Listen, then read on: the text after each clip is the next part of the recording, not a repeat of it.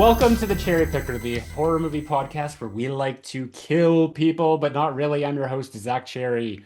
With me as always, Miss me. Eddie of Edward's Truth. that's that's what you were doing. What was Oh, I the was other going to do the option? other one, but then somebody already did screw your pass in the chat, so I Uh, didn't want to do it. uh, Bollocks on your slip Bollocks on and your permission. your permission. Today we're talking about Wes Craven's New Nightmare, released October 14th, 1994. This is, do you consider this to be like part of a series or a spin-off? Like how do you view New Nightmare? Definitely not a spin-off because it's too connected with with what came before. I think it's an Yeah. outlier, but I mean, I consider it a sequel. Yeah. Um, kind of. I think what I feel mostly is just gratitude that that particular run of Freddy movies didn't end with Freddy's dead. So I'm Yeah. not really that discriminatory in terms of lumping it with the whole thing.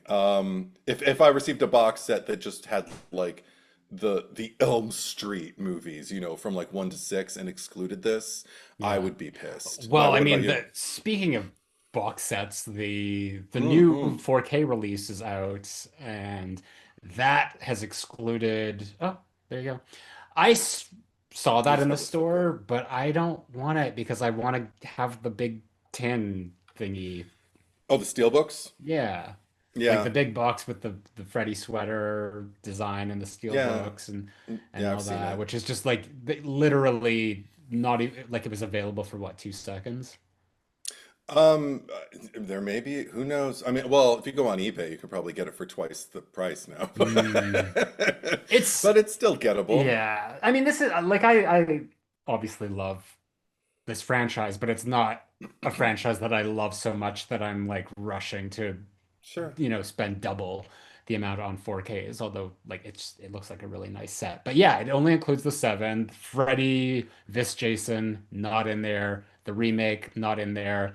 Hmm. Which is like it's I guess very telling of just like how I guess the higher ups of the franchise feel about those movies. Because I mean like the Halloweens, like when they did those box sets, they threw in the Rob Zombie ones and Oh, yeah. yeah.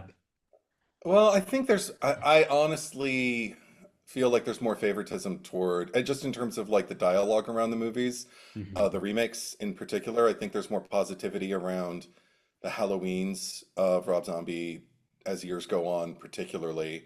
There are people who outright prefer them to the original run of like Myers movies. I don't share Yeah. that opinion, but that's fine. Like whatever.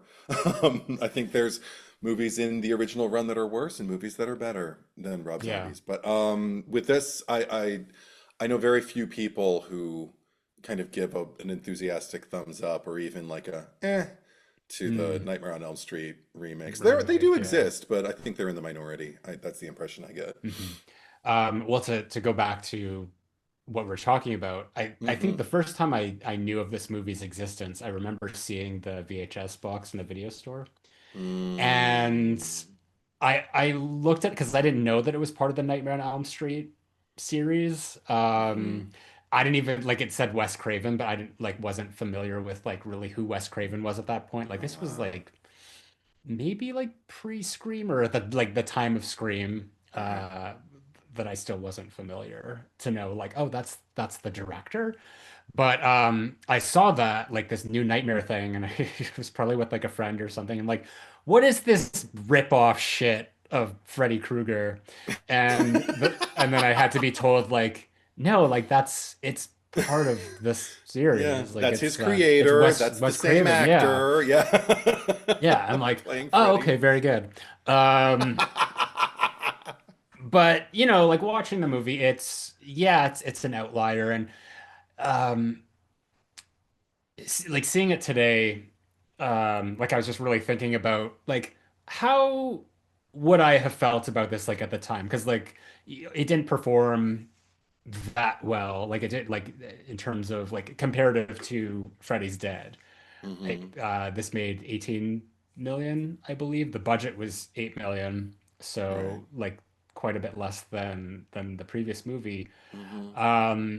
But I think like critically at the time, like people just did not respond to this, and it was almost like it was just sort of like too experimentational, a little like too high concept, that people were like, this is kind of silly and ridiculous.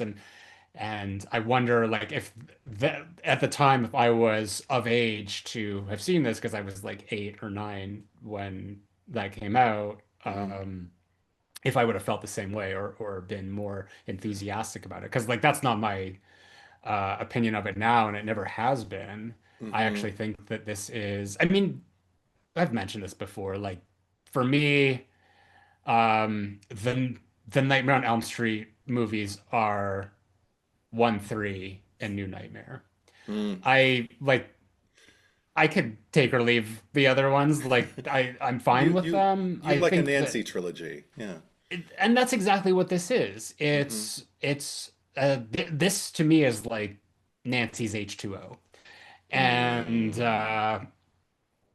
what I love about it is like it's Wes Craven's way of sort of amending her being killed off in Dream Warriors. Mm.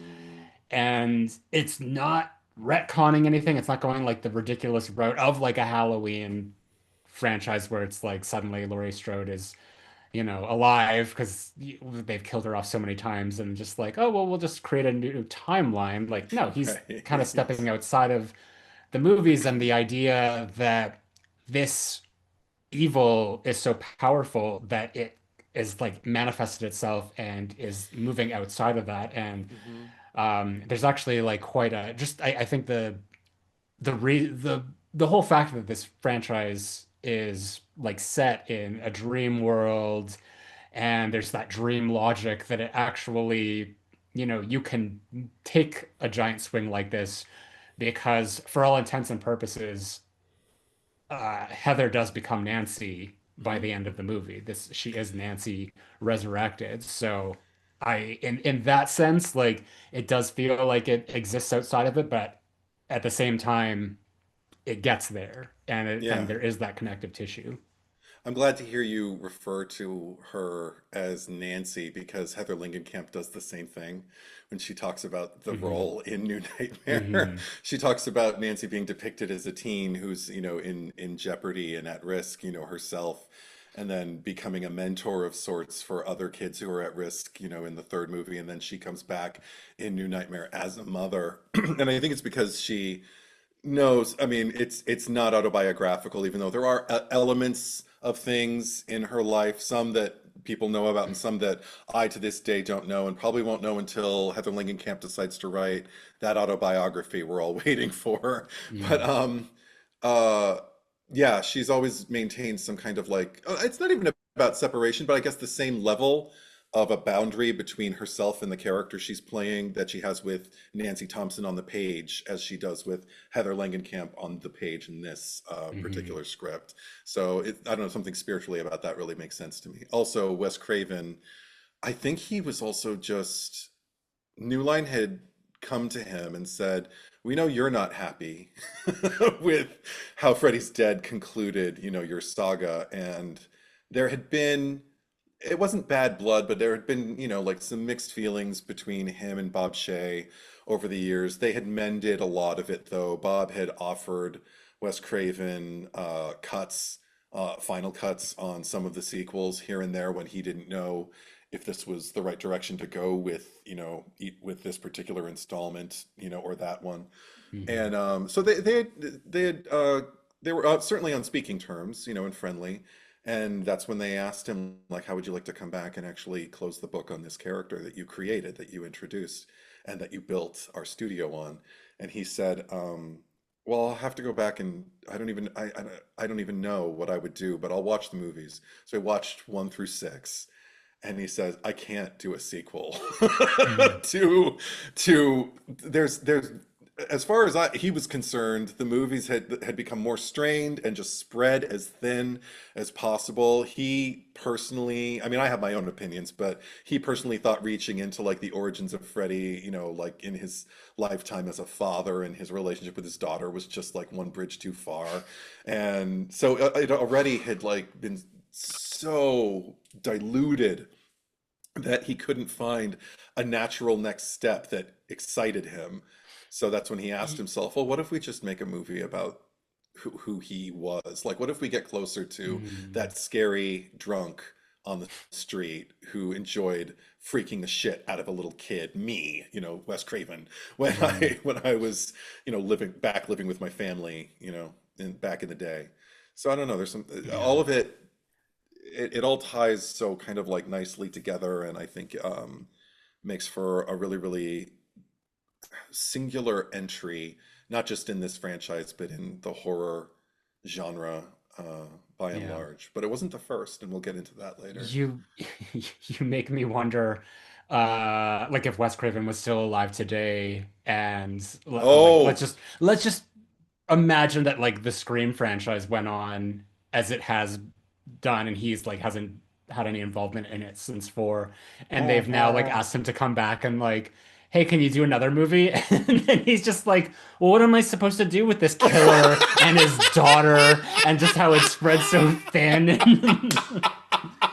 So Sam in a Carpenter, very what the weird, hell is that? yeah, it's just like here's all the issues that he had with the Nightmare on Elm Street franchise are just like happening to Scream. And it's on But the seventh movie in the Scream saga as we speak. yeah.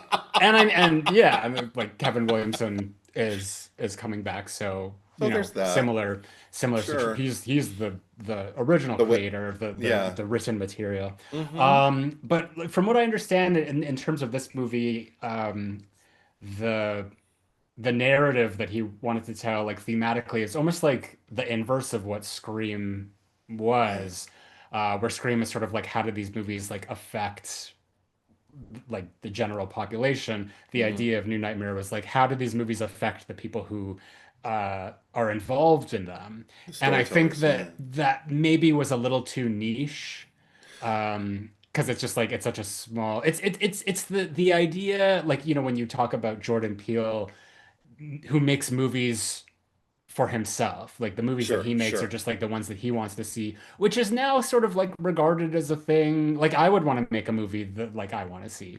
Hmm. So back in 1994, Wes Craven doing it, I guess like he was like ahead of the curve as he always was, Yeah. and it was just one of those things that people weren't accepting of at the time.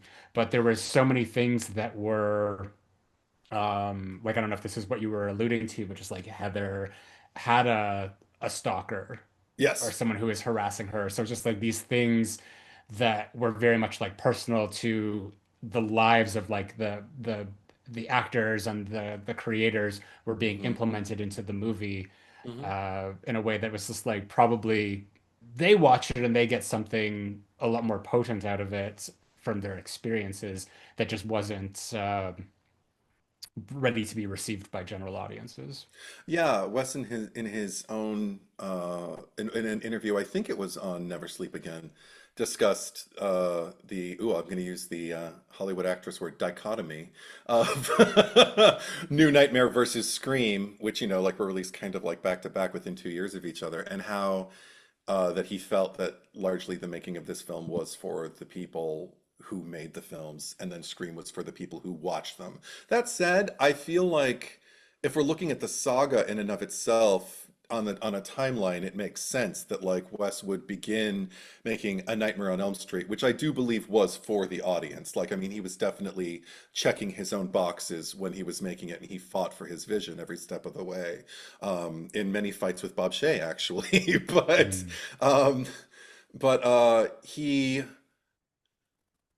I think because he made that movie and because that's the first chapter, I feel like it's only right to kind of like I don't know, just scratch your own back a little bit with like, especially if you are going to detour from the lore, that we've followed from like these five sequels. do something that's going to satisfy you, that is going to, and I think ultimately he was successful, because the thing is, I remember the rhetoric at the time in like 1994. I don't know what the Rotten Tomato meter would, like, reflect now, but I do remember feeling a sense that the reviews at the time from critics, professional critics, were largely actually positive. But that's the thing, critics don't always motivate Yeah. audiences to get up and go see That's actually something. exactly what Amethyst Frost is saying in Oh, the okay. live chat here. Cool. Yeah. But the thank you, Amethyst. But I do know that the audiences who turned up, I think, and we'll get into all this, but I think went into it expecting something that felt maybe the purest Freddy, and Elm Street of a movie as it could. Mhm. And because it was so high concept, and because Freddy occupies so little space in the film as an entity, I mean, as like a force, an evil force that is killing people left and right. Mhm. He's much more a thought. He's much more an idea. He's much more this, thing you can't really see or hear. You can only sense. For so much of the movie, I forgot how little of the Mhm. movie Robert Englund actually got to be in this altered And makeup. yeah, and there's not really like a lot of kills in this either, No. which I mean there never really has been Mm-hmm. in the franchise, Mm-hmm. but here especially it's like the most like half of them happen in the very opening, which is Right. not even like really confirmed or like makes a dent in the story Right. until It's much a nightmare. later, even if it does, and then her husband and Julie the babysitter.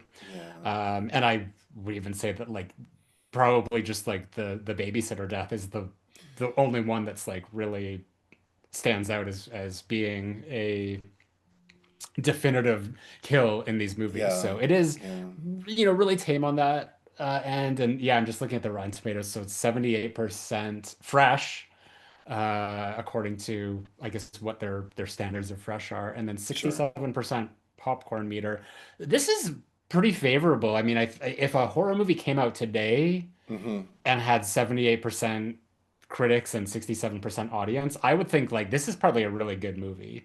And we've Yeah. talked about this because like when Rotten Tomatoes, like when something is like 100%, I'm always like, no, No. no, there's I don't trust that. That'll change over time. Give it a few weeks, a few months, a few years even. But I think Yeah. also largely the audience scores, have been accumulated largely in retrospect. I think people definitely had the time and Mhm. space to appreciate this movie in a way that it wasn't quite appreciated upon its release. It still had its fans. I remember, but I always remember the discussions with my contemporaries, which were other Mhm. teenagers at the time.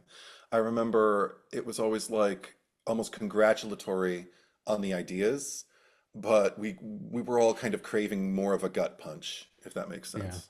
Yeah. Before we go any further, we should just do the regular housekeeping that Yes. we typically do. So, if you are new to the Cherry Picker, if you've been listening for a while, thank you for finding yourself over here. I don't know if that Mm-hmm. makes sense. I'm just like Thanks for speaking stumbling speaking by. English words and hope that they string together somehow.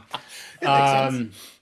Um, if you want to support the podcast or give back a little bit more, you can head over to my Patreon account at patreon.com/Zach Cherry, ZACKCHERRY. Mhm. And the great thing about Patreon is that it's essentially the motor that keeps this engine running. If without Patreon, I don't think this podcast would exist, for many reasons. So to everyone who's here supporting it and joining us and being part of like the live streams as we record, like thank you so Mhm. much. Yeah. You're literally making this a thing week in, week out. Because otherwise I wouldn't be able to afford to keep this up. But some fun benefits that you get from Patreon are A, you get to join us for these live streams if you're supporting at the Freddy Krueger tier, ironically enough, or higher. We also have the Patreon's Choice, which is a episode that we do at the end of every month.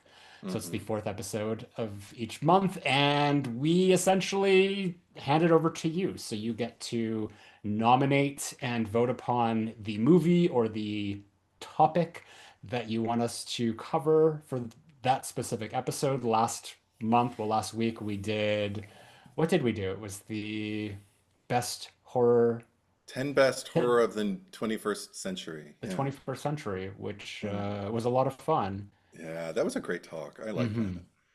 It was, and we've done a lot of different ones like that.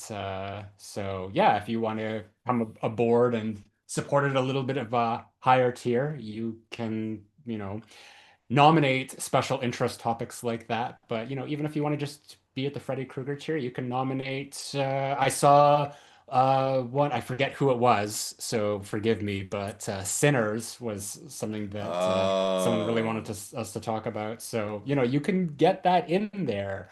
If there's a movie that specifically you want to hear us talk about, or at yeah. least like me and you've got just 3 weeks left here, so it'll Yeah. be Tim who's stepping in. But either way, if you want that covered on the cherry picker, that is your way to hear all about that. Have you seen Sinners, by the way? Not yet.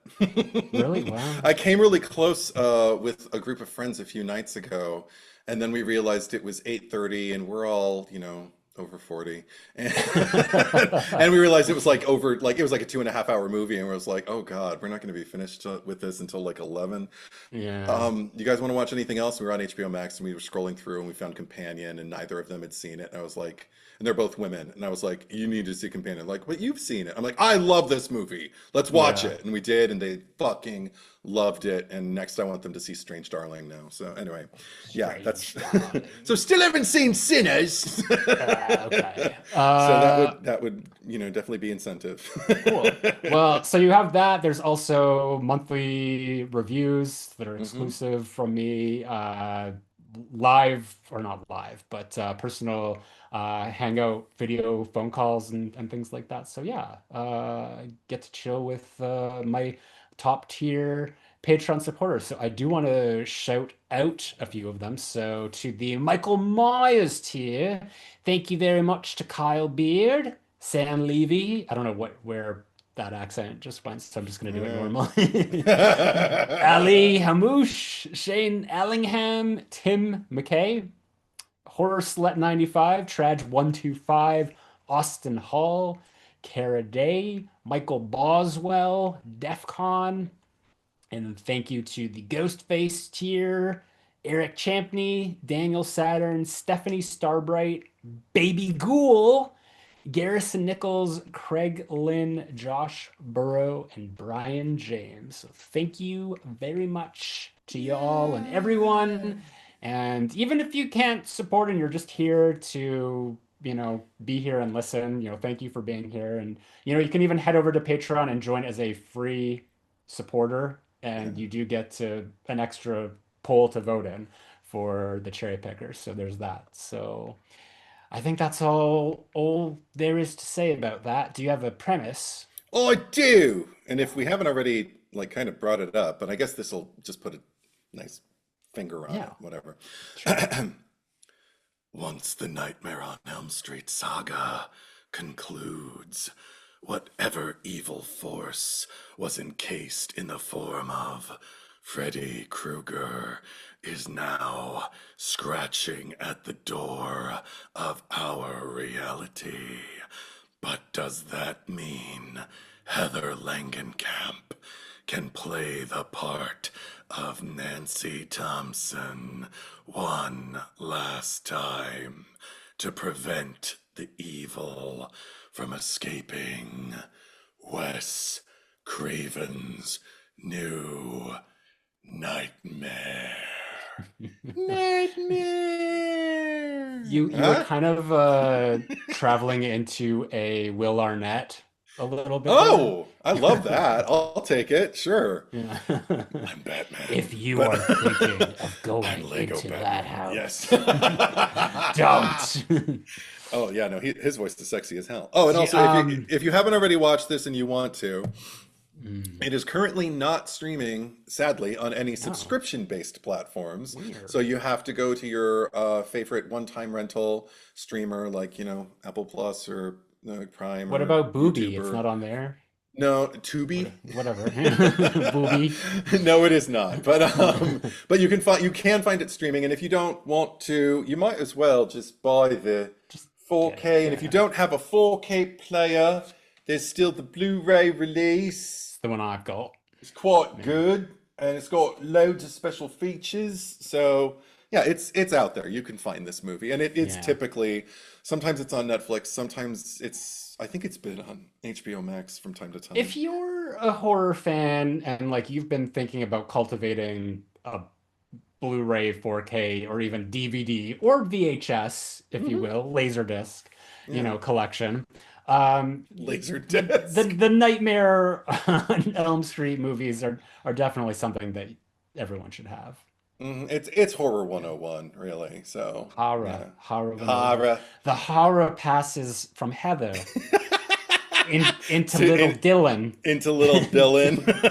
I almost called Well, it him passes Miko because from that's it, the it actor's name. Mika, yeah. It passes Miko from Hughes. Wes into Heather, and Yes. then into Well, the Mika. Hara, see, Yeah, see, yeah. the Hara has been trapped like a genie in a bottle Mhm. in the Nightmare on Elm Street films, but then the Hara escapes after the saga ends and it just comes into the ether, into the space between you and I, and the evil can manifest in destructive ways. So if we Mhm. want to keep the genie in the bottle, the Yeah. Hara needs to be told in a story. That's So, okay, so what and we do this every time, but since we're essentially closing out a franchise here, yeah.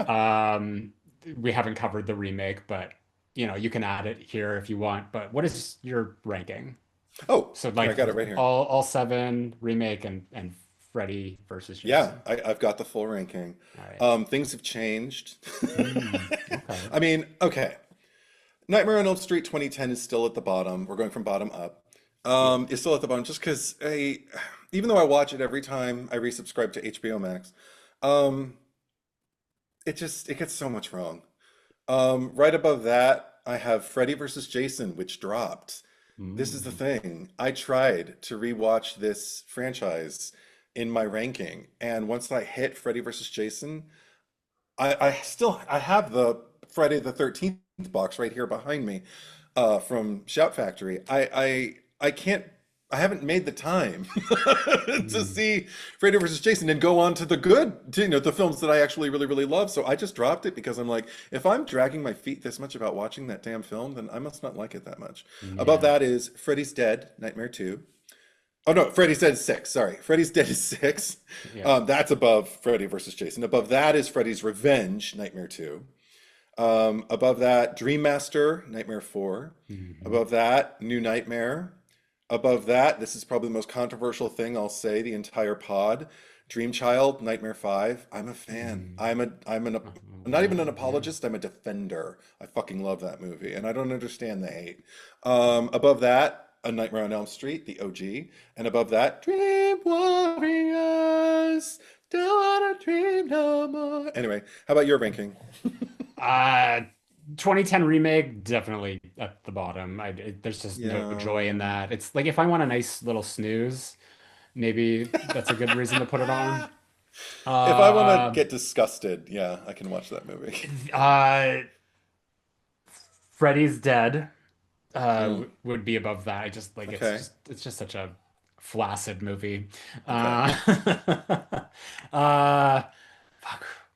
I think probably I'm sorry, but five Okay. would be above that. It's just like I find it so dull. Oh, It's just boring. Like beautiful art direction, like some of the best sure, in sure. the franchise, but just the story wise and pacing and all that. I just don't know what's going on. I don't care. Um, Okay. then Freddy versus Jason. Oh, And hate this movie, but there's still things that I enjoy in it. And probably like more like because of you. Like I'll never not watch the movie and like the opening uh line, or just like the Mrs. Voorhees of it all, and not like relate that to your Scream 3 Yes, mother's got Roman. Yeah. something she wants you to do. Go back to Woodsboro, Sydney. And then we find out it was just the voice changer and it's Roman the whole time. Yeah, it's Roman. I've been away from um Woodsboro for far too Instead of long. Freddy, yeah. Yeah, that'd be great. So yeah, like I love to hate it, and that's why it's a little bit higher. Whereas like, Okay. like the ones before that, I just hate to hate. They just Okay. hate. Um, then probably how many is that so far? Is that four? Yeah. And there's nine altogether, right? Sorry, I'm just trying to do the math in my head. Uh, Yeah, nine altogether. Part two, Okay. uh, which is like there's things about it that I enjoy, but like mostly it's just like It's whatever. angsty. Yeah, Yeah. yeah. And then Dream Master, part Four. four, Yeah. which I think like it's aesthetically like it's like a very poppy little, like it's like the MTV Yeah. era. Like it's everything I think of when I think of like Freddy Krueger, but like devoid of any of like the the pathos, or Mm, just like all the things that are thematically ingrained in like what these movies represent. It's just like it's kind of an empty shell of a movie. It's just like the slasher version of it, which is probably why it's like it's very accessible to a lot of people. And then the top three would be the Nancy trilogy, and I would have mm. them in the order of, so New Nightmare, this one, then the original, and then Dream Master. Warriors. Warriors. Warrior, thank you. Sorry. Yes. Clearly, I'm not a fan. Um, and Wes still, like he wrote the third one, so technically The it is, original treatment for the third one, it got but it's still like, revised, but it's yeah, but still he's, his, yeah. yeah, his His hand is in instincts it. are in there 100%, Who's yes. just the director again? Chuck Chuck Russell. Russell, yeah. He just he directed the new Witchboard movie. Oh, I didn't oh, like it. okay, of Sorry. course. I haven't seen But it, I so. watched it. All right. I gotta check a look. Take a look. Yeah, take a little looky loo. But yeah, uh, so that's our rankings. There you And it go. looks like we've got Grant Dempsey going in top to bottom. Yeah. 4, 1, 2, 3, 5, FD. I Freddy's guess dead. that's Freddy's Dead, yeah. Yeah. NN, New Nightmare. FVJ remake, and Exit 1, 7, 3, 5, 4, 2, Freddy versus Jason 6 remake. And those were both from the top to the bottom, in case anyone listening is Yeah, we're doing it confused. the wrong way. I like to build. I like to start from the way I watch them. Absolutely, Watch start yeah. from the bottom and just make them get better. Yeah, yeah.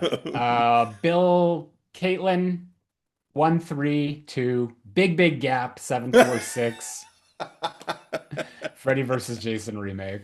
Wow. So yeah, just a lot of varied opinions about this Yeah, franchise. that's always been the truth Mhm. of this franchise, if people have strong opinions at all. But yeah, no, I find myself largely in the in the minority with my Mhm. allegiances. But I don't know. It just kind of makes me more staunch about my opinions, not in a "fuck you" kind of way, but just in a, well, that's how you feel. That's how I feel. Yeah.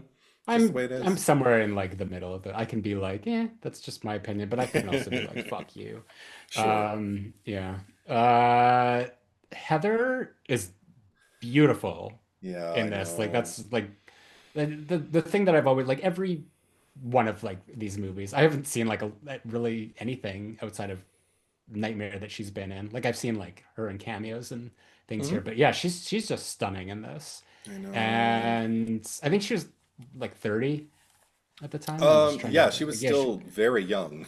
yeah, Like, because like I she mean, was she, 20 when they did the original, and this is 10 years later. right.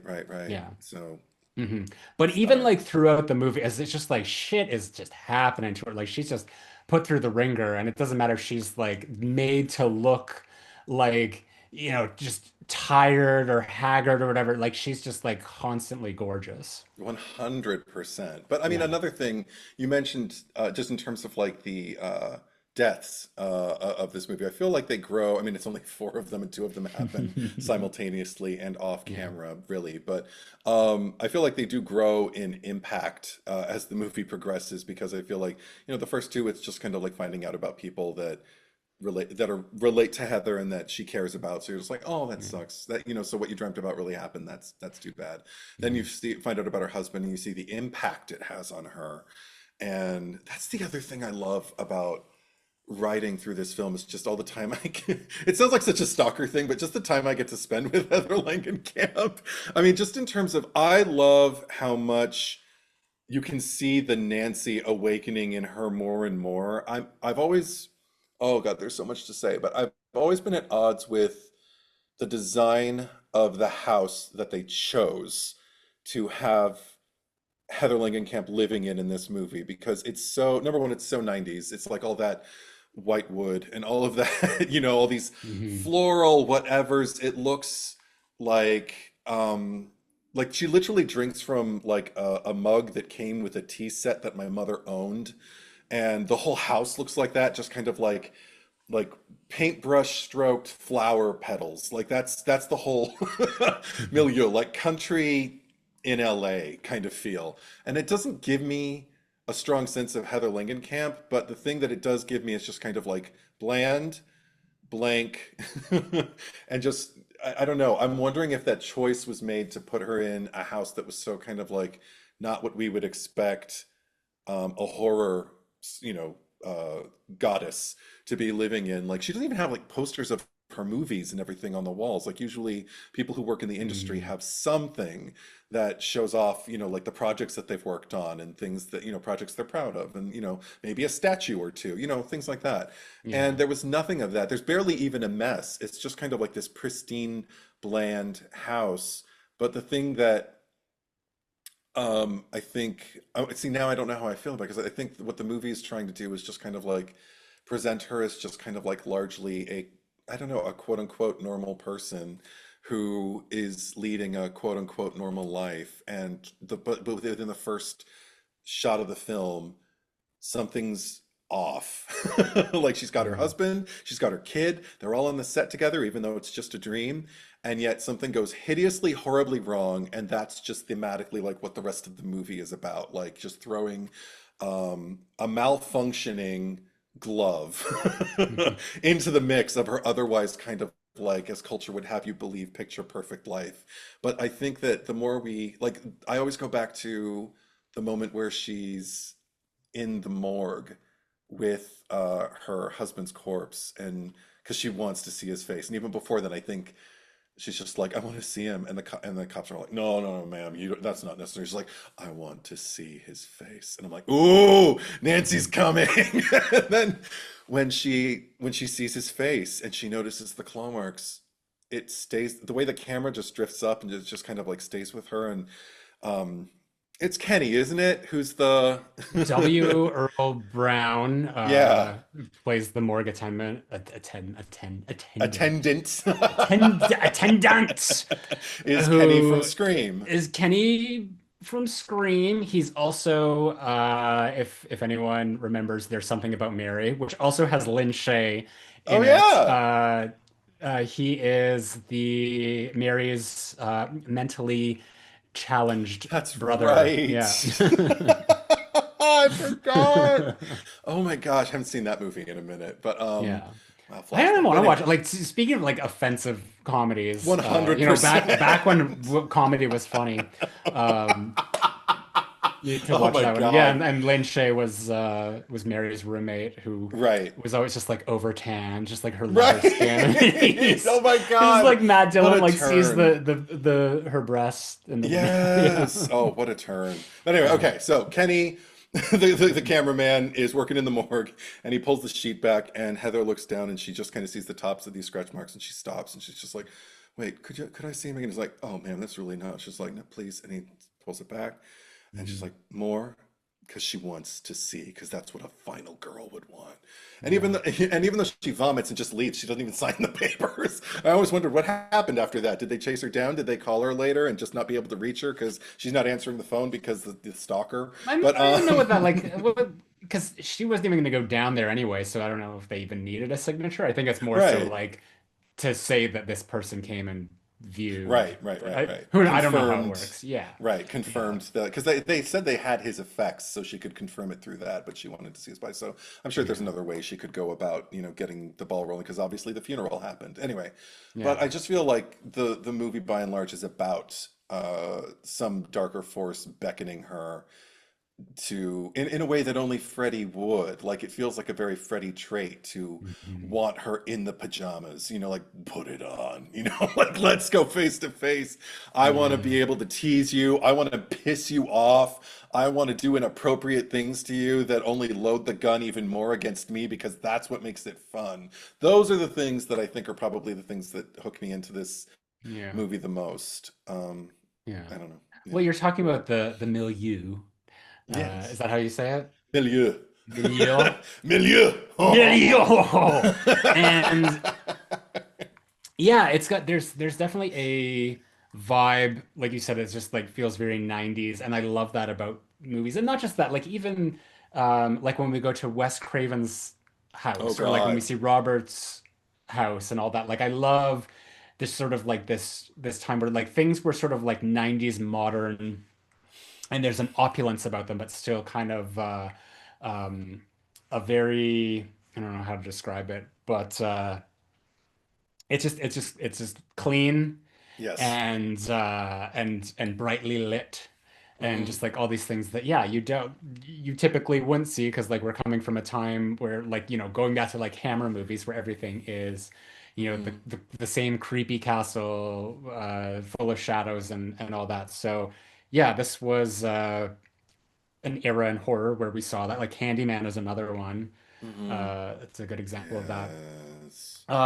But yeah, it's just like I feel like the design of the movie is just like it's very intentional of who this character is and where she is in her life, because you can tell it's just like this movie stardom is something that she's sort of rejected. And like, Hmm. we hear it when she is in the limo and the guy's like, "Oh, like this is what I love about this job. I get to meet the stars." And she's like, "I'm hardly a star." I She love doesn't even want to her. go to this Yes. interview or talk show, I guess interview. Um, and then on the other hand, you have Robert Englund, who's just like all about it. He's, which I feel is probably very much like true to life, because like he just got his star on the Hollywood Walk of Fame, and Heather was there Yeah. celebrating with him, and you could just like he was there with his glove, and he was just playing it up, and Hmm. and she was just probably standing at the back and just smiling and being demure and being like, "Oh, this is." I love this for him. It's just Yeah, like I don't I'm a need this for supportive myself. friend. Yeah, No, she yeah. actually, I remember, I think it was in Never Sleep Again, the Hmm. documentary, which everybody should watch. It's on Tubi if you want to stream it, but it's Oh, there worth you go. purchasing the Yeah. Blu-ray.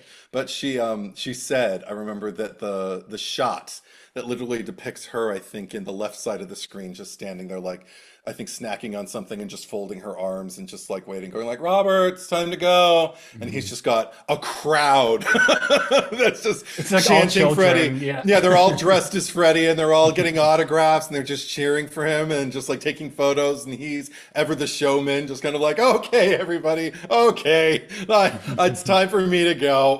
Okay, one more, kind of thing." And she said, "That's my life. That's my." Yeah. I am eternally, like when we go to cons, even I feel like I'm just waiting for Robert so we can leave. Yeah. But Hmm. so she was really grateful for that shot because she said like that felt very true to life to me. But Hmm. and it's funny though because like that's another angle. uh, I feel like this movie dances up to it, and I'm actually kind of glad it doesn't go into it more so. I like just kind of like maybe the question of the threat of Robert Englund in and of himself, the fact that he himself is never really kind of like a suspect in the movie. Like she never once thinks that Robert is the one who has anything to do with this, and I'm glad she doesn't, because that Mhm. just feels stupid. But at the same time, there is something that seems to kind of like be gnawing at him that he does not share with her when he's doing the painting. And but he's on the phone with her and she wants to meet with him that day and he's just kind of like, no, I just got to finish something. You know, just with Mhm. this darkness kind of falling as he's talking about like, but this Freddy that's in your dreams, he's more evil, darker. She's like, yeah. Um, all of that I absolutely adore, and then the fact that he disappears. I think I remember seeing an interview with Wes Craven where he discussed that he wanted there to be the slightest bit of a question mark over your head as to whether Robert was having his own new nightmare experience on the other side, and that's why he disappeared to try and escape it. Like maybe he's getting Nightmare 2 Jessied.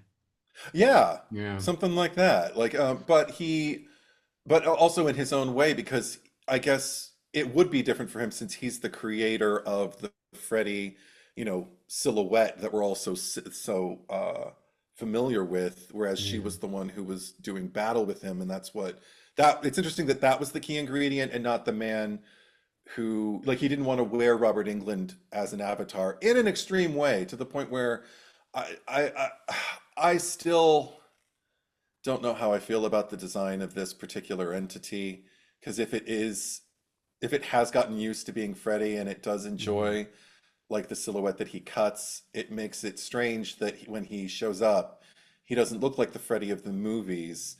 I understand it might be necessary so we know it isn't Freddy we're seeing, it's Mhm. this evil, and it's, supposed to be darker and more evil, but the plain fact of the matter is I find Freddy, particularly first stage Freddy, like first movie Freddy, more dark and more evil than this particular entity that is in all those clean, well-lit rooms. Do you know what I Mhm. mean?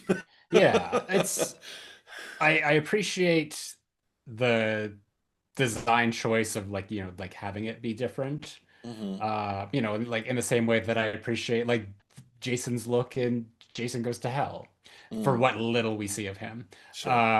But it's not an improvement No. here for Freddy, and I wouldn't even think it was an improvement for Jason, but it was just like I like the variety.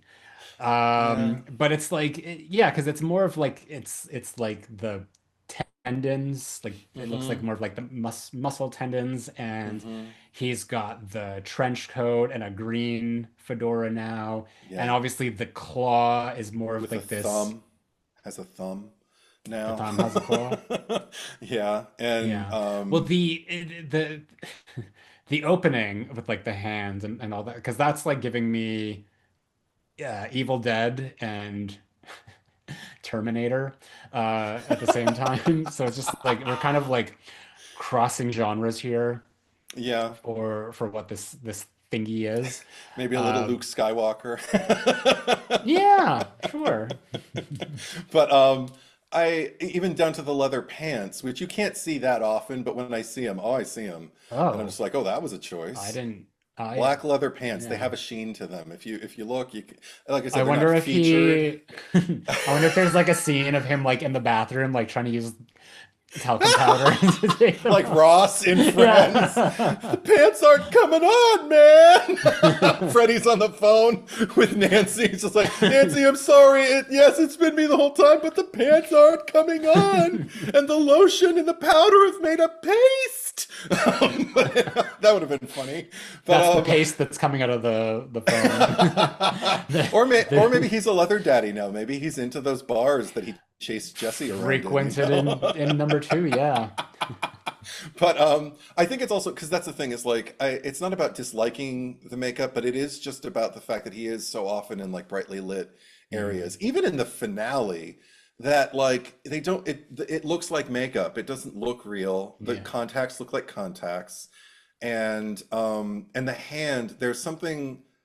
There are times where I can feel the threat, where I really appreciate it, but again, I don't need the thumb for for it to happen. Like I really, really love. Okay, here we'll juxtapose two moments. I'll talk about the thing I don't like first. The thing that I don't like is, or that it's like, whatever.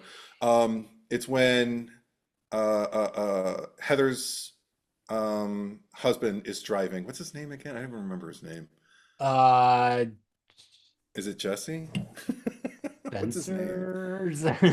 I gotta look it up. I know uh, Dylan, her husband, Chase. Chase. Chase That's right, because I noticed there was a mug, I think, somewhere for his company. in Yeah. the set dressing it said cut to the Chase FX for him. I was Oh, like, oh, that's cute. cute. Yeah. So yeah, his Well, name's Chase. Heather's another allusion to real life. Like Right. Heather's husband is or like was Makeup FX. Yeah. effects. Yeah, Yeah. 100%. And she works with him now. But um Oh, yeah, they work together yeah. on like there's a They're few. like it's the same as Seventh Heaven and Oh. Catherine Hicks and and Kevin Yeager.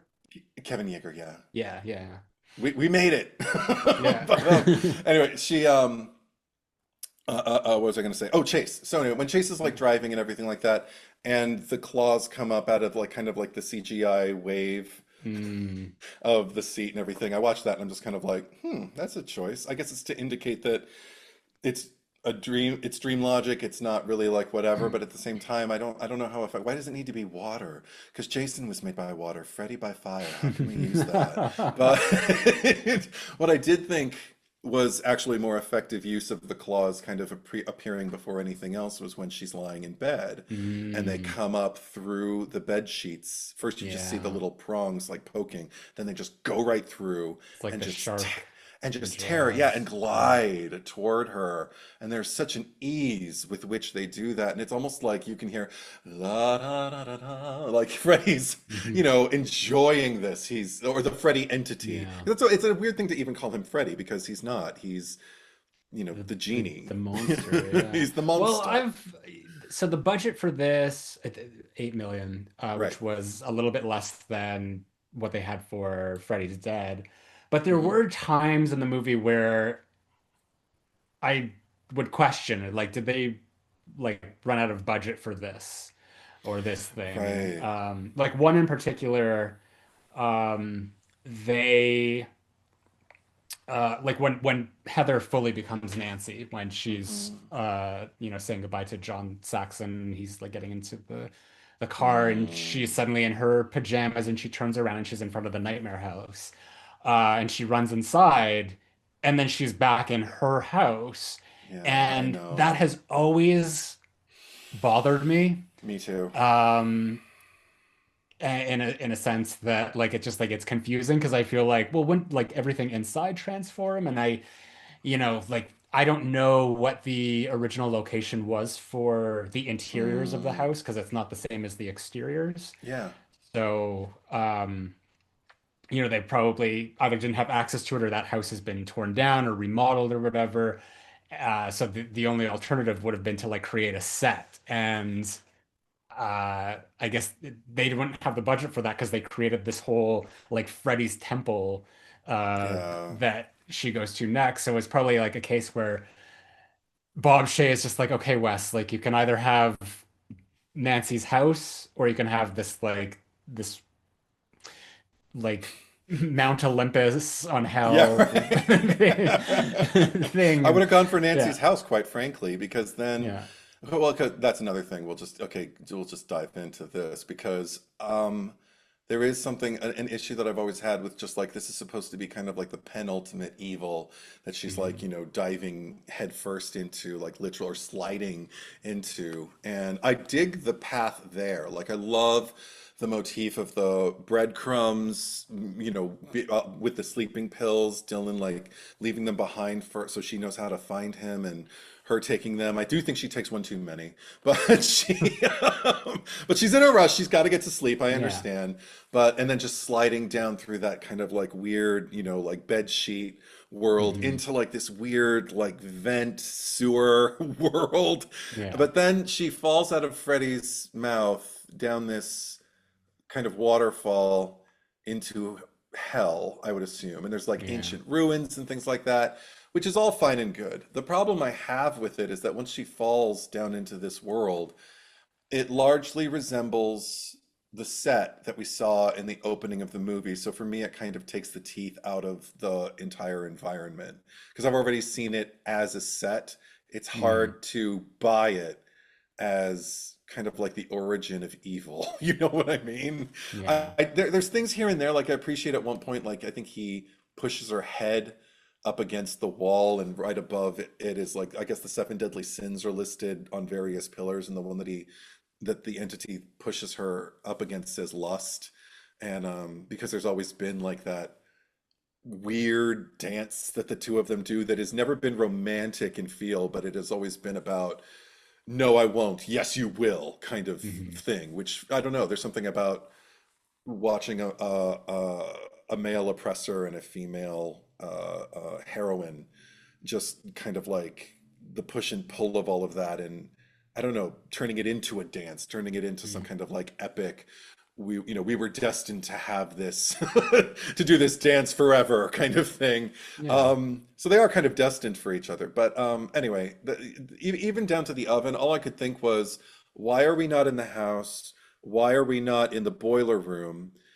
And beyond that, why are we not? I even found this is another reason I love Nightmare 5, going into the asylum. Why are we not there? That was more effective as like Hmm. a, rank, Yeah. dirty, forgotten corridor, ridden place. I think that, and my interpretation of it is that Wes Craven really wanted to lean into the fairy tale aspect of it all, Right. and like the Hansel and Gretel, Hmm. obviously with that motif.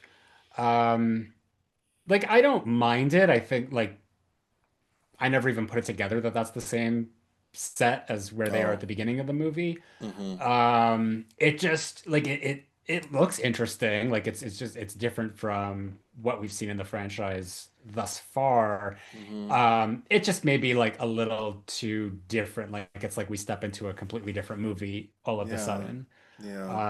But I don't have like any major complaints. I'm kind of greedy. That's my deadly sin, I guess, of like I wanted that and the house. Like I wanted her to come inside and for it to be Sure. the house because that's just always like it just registers with me like, oh no, the house is normal still. Like this is Hmm. just, the outside uh doesn't matter. And like, even if there was a way they could fake that or just sort of like, put up some tight walls or whatever that resemble like the hallway or whatever or her bedroom from Right. the first movie. Well, that's the thing. I wonder, and again, I do wonder if they ran out of time or money or both, because like, if had I been on that set, I'd like to think that my instinct would have been, this is so far removed from Freddy, and if we say that he's enjoyed wearing kind of like the visage of Freddy Hmm. thus far, he has to at least introduce elements of it beyond like a facade that Nancy walks into. And I thought, if it would have been possible at all. One thing that I would have liked to see that actually might have hooked me more into the fairy tale of it all is if I kind of saw a fragmented, more fragmented version. Maybe we could see aspects of the house that look like Nancy's nightmare house, but there's still like remnants of Heather's life. So you don't quite know what reality is. You can't really rely on anything. You just have to fight Hmm. and hope that all the Freddy is going to clear and that your space is going to kind of like take over. Yeah. So maybe if a boiler room could have occupied parts that then spilt into some kind of ancient evil that she then gets to discover and be like, oh Yeah. shit, this Well, has like, been around for a long time. yeah, like even like shifting realities, like almost like if she is on a movie set and it's Right. like remember the season 4 finale of Buffy, where Yeah. all the dreams and they're just sort of like walking through the literal Yes. set of the show Mm-hmm. and like suddenly Mm-hmm. now we're in the library didn't exist anymore, but like Giles' apartment. And now here we are in Buffy's bedroom and then like the college and Yeah. environments like that. And it could have been not even just like exclusive to Nancy's house, but just sort of like all of these different locales that we Yeah. visited throughout the franchise, or at least like the locations that were important to Yeah, get her, Nancy and like the show Wes her running through Craven. her Yeah, classroom or the hall. Where's your pass? Screw your pass. that's Show us where they that could have had hall. that. Show us her like running after and everything like that. But you know what? That actually brings me to, I mentioned that this wasn't the first movie to do this. Do you know? I can't, and I can't remember anything, so I can't remember the title right now. So I'm scrolling to look. But hold on Oh one second. no. No, it's okay. I have it right here. Have you ever heard of A Cat in the Brain? No. Okay, it's a film by Lucio Fulci, and big time, um, just Italian director, horror, Yeah. loves, Oh they call yeah. it Splatterfest and everything like that. Yeah. Okay, he made a movie called A Cat in the Brain in 1990, and he accused Wes Craven, half in jest, like his tongue was kind of in Mm. his cheek, but at some point in his career, he was asked about New Nightmare, and he just said like, "I thought it was better when made it, and called it A Cat in the Brain." Now I've seen A Cat in the Brain. It is on Tubi if anybody's curious to like watch it and see, compare and contrast for themselves. Um, I can see what it has in common from his vantage point with New Nightmare, and I actually think New Nightmare could have taken a few notes off of it. That said, it's harder to watch for me anyway because I'm not as familiar with Fulci's work, but he literally cast himself in the movie the way Craven cast himself in New Nightmare. But the thing is, he's the main protagonist. He is walking through life and continually seeing scenes from six Mhm. of his movies prior. Like he's walking through scenes and he'll see something happening from a scene in one of his movies and he'll try to like get the girl's attention or something like that to prevent because he knows a murder's going to happen and they don't listen and the movie plays out and he watches a girl get murdered and he thinks he's losing his mind. So he speaks to a psychiatrist, and the psychiatrist basically starts taking notes and makes a plan. This is not a huge spoiler either. The movie tells you pretty early on, what shows you what's going on. Psychiatrist decides, kind of like the way Mickey does in Scream 2, I'm going to blame the movies. So he starts becoming a copycat killer for Fulci's movies and thinks, and I'll nail it all on Fulci. They'll think the movies drove him mad, and he had to. It wasn't enough to kill people on the screen. I have to do it in my real life, and I will reign victorious. And I'm like, okay, that's all fine and good and interesting. I guess it makes for a fun ride. That said, it doesn't quite have the narrative structure, like the strength that I think New Nightmare does in terms of like what it's saying about censorship and in terms of like what happens when you try to impede people's access to storytelling of horror because that's the way we're able to identify things in life. That's the way we're able to root for people in our heart and try to cultivate qualities of ourselves that are like the final girl. So we will be strong. We will ask to lower the sheet when we suspect something and not just go silently into that dark night, kind of thing.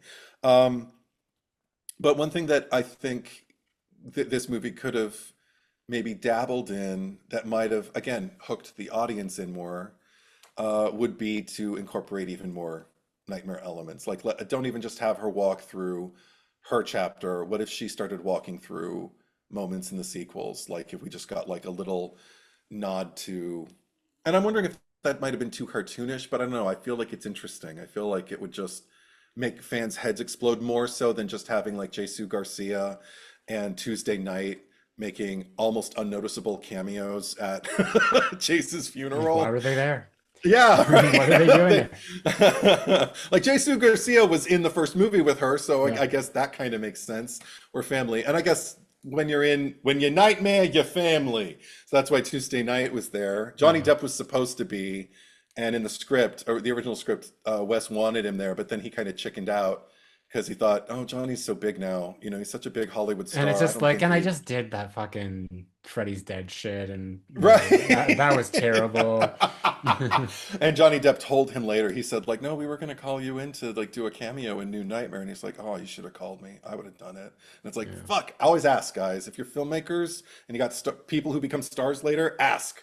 They just worst they can say is no, and then Yeah. then okay, at least I asked. But people could have been in your movie. Yeah. Anyway, he came back and he did Freddy's Dead. I think he would have come back for Wes. Yeah. But anyway, I do think I still I remember the strongest screening I ever had of this movie was the first time I watched it after Wes Craven passed away. There was something so undeniably, not even sentimental, but just like emotionally poignant about uh, seeing what felt like such a part of this man's vision, like him kind of like tipping his hat to the family that he created on his set, um, and wanting to honor that in a way. And also because it was so outside of the box as far as American slasher films were, um, I'm still waiting for kind of this entry. I think I've made that mention in other franchises, like when we discuss Halloween, Mhm. when we discuss Friday the 13th. I'm like, when are we going to get kind of like this is the meta version that I think I respond the most positively to out of any of the that little holy trinity of slasher franchises, because with Jason, I guess I don't know what's the most meta. Is it Jason Goes to Hell? Probably X. Probably X, and Yeah, that's because I fun. mean, because Jason X is like more a product of the Scream era, and Hmm. there's like referential stuff in there, Yeah, that's and true. then Halloween would obviously be Resurrection. Which we both know how the two of us feel about that movie. So I'd Hmm. argue that this one, even though I don't think it's absolute perfection, I have never been upset that it exists, and Hmm. and my investment when I watch it, like its importance to this particular franchise, and like I said, the horror genre just kind of like only builds with the passing years, and that's Yeah. something, only becomes more Yeah. relevant. I I don't know. I find there's kind of like some lulls in it for me. Like I think Sure. there's some pacing issues. I actually, when I was getting ready to watch it, I'm like, oh, it's like a 90-minute movie, or I thought it was even shorter. And then I put it on like, oh no, it's like an hour and 50. And I started to feel it in the second act for sure, because it's like there's it feels like there's a lot of repeating beats Yeah. with just like the stuff with like Dylan and then like Heather receiving the letters and the phone calls and Hmm. this and that. But there's some bits that I love, like anytime John Saxon shows up. Um, love him. Yeah. Also just like talk about like just gorgeous people. Um, Oh yeah. yeah, RIP. 100%. Well, I Mhm. mean, that's the thing. I was looking right before the bed thing with the claws. I was just kind of like, okay, this is kind of like the first real like confrontation between the two of them. It's not even a confrontation. It's like his hand and her face while she's asleep. And that was Mhm. 50 minutes in to the movie. And I wouldn't call it a lull, but I was kind of like I was noticing how anticipatory that first hour is. You're Mhm. basically just kind of like I said, like just kind of along with Heather Langenkamp in her day, just kind of like putting things together and just kind of like worrying about her, like looking at things and noticing them and questioning them. And Mhm. then it doesn't really pan out into anything. It's just kind of like these tiny little indicators that, like I said, things are askew. And that that's a long time to sustain that level of introduction of a threat without ever really bringing it to the forefront. Um, I I can't. The thing is, like, I'm never bored when I'm watching it, but I do wonder, like, if there's a more effective way to kind of like utilize the screen time, or maybe I wouldn't feel that way if there were more, like I said, more of a payoff. Because here Robert Englund is talking about the darker, more evil Freddy, and I don't feel it. I do love that anytime I show this movie to someone, the moment where she's in the closet and she's just looking around, and then the shirts and the coats and everything like that part, Yeah. and he just moves in and says, "Miss me." People always jump, so it's like, Yeah. okay, so that's an effective thing. But the thing is, if you know it's coming, you no longer jump. Yeah. I love that like her reaction is so delayed as well. It's just like it's all for the purposes of cinema, but it's just like the second like there's movement is when you're gonna be jumping. But Exactly. she gives it enough time for him to like jump out, say his line, and then Right. react to it. Well, that's editing, but Yeah. but I think the thing is like there are enough things that are introduced like throughout the course that actually do. it's not that they scare me, but they do just kind of make me go, "Ooh, that'd creep me out if I were, if that were my kids saying that." Like one of the things, um, I think one of the first moments for me is with Dylan when he's showing her, when he tells her that like, oh, because I love Rex, when he has like, he's my guard, and I'm like, oh my God, but he puts Rex down at the feet, and she's just kind of like, well, what does he do? She's like, because he's this thing, and so they go down, and she's like, no, look, I'll show you, it's just floor. So they go down under his sheets, and they look at the floor, and she's just kind of like, see, and she's having fun, you can tell, and he Mhm. just looks at her like, it's different when you're gone. And I'm like, fuck. I don't want to hear that from my kid. And you know what? I believe. Any kid tells me that, I'm going to be like, oh, fuck, there's some supernatural thing going on in my kid's room. Now, what am I going to do? Because I don't know the first thing. There's no book written on how to Mhm. parent your child and how to like the safeguards against like the supernatural at their bed abyss, you know? Yeah. So, that was Have that. Yeah. have you seen there's a fan film called Dylan's New Nightmare?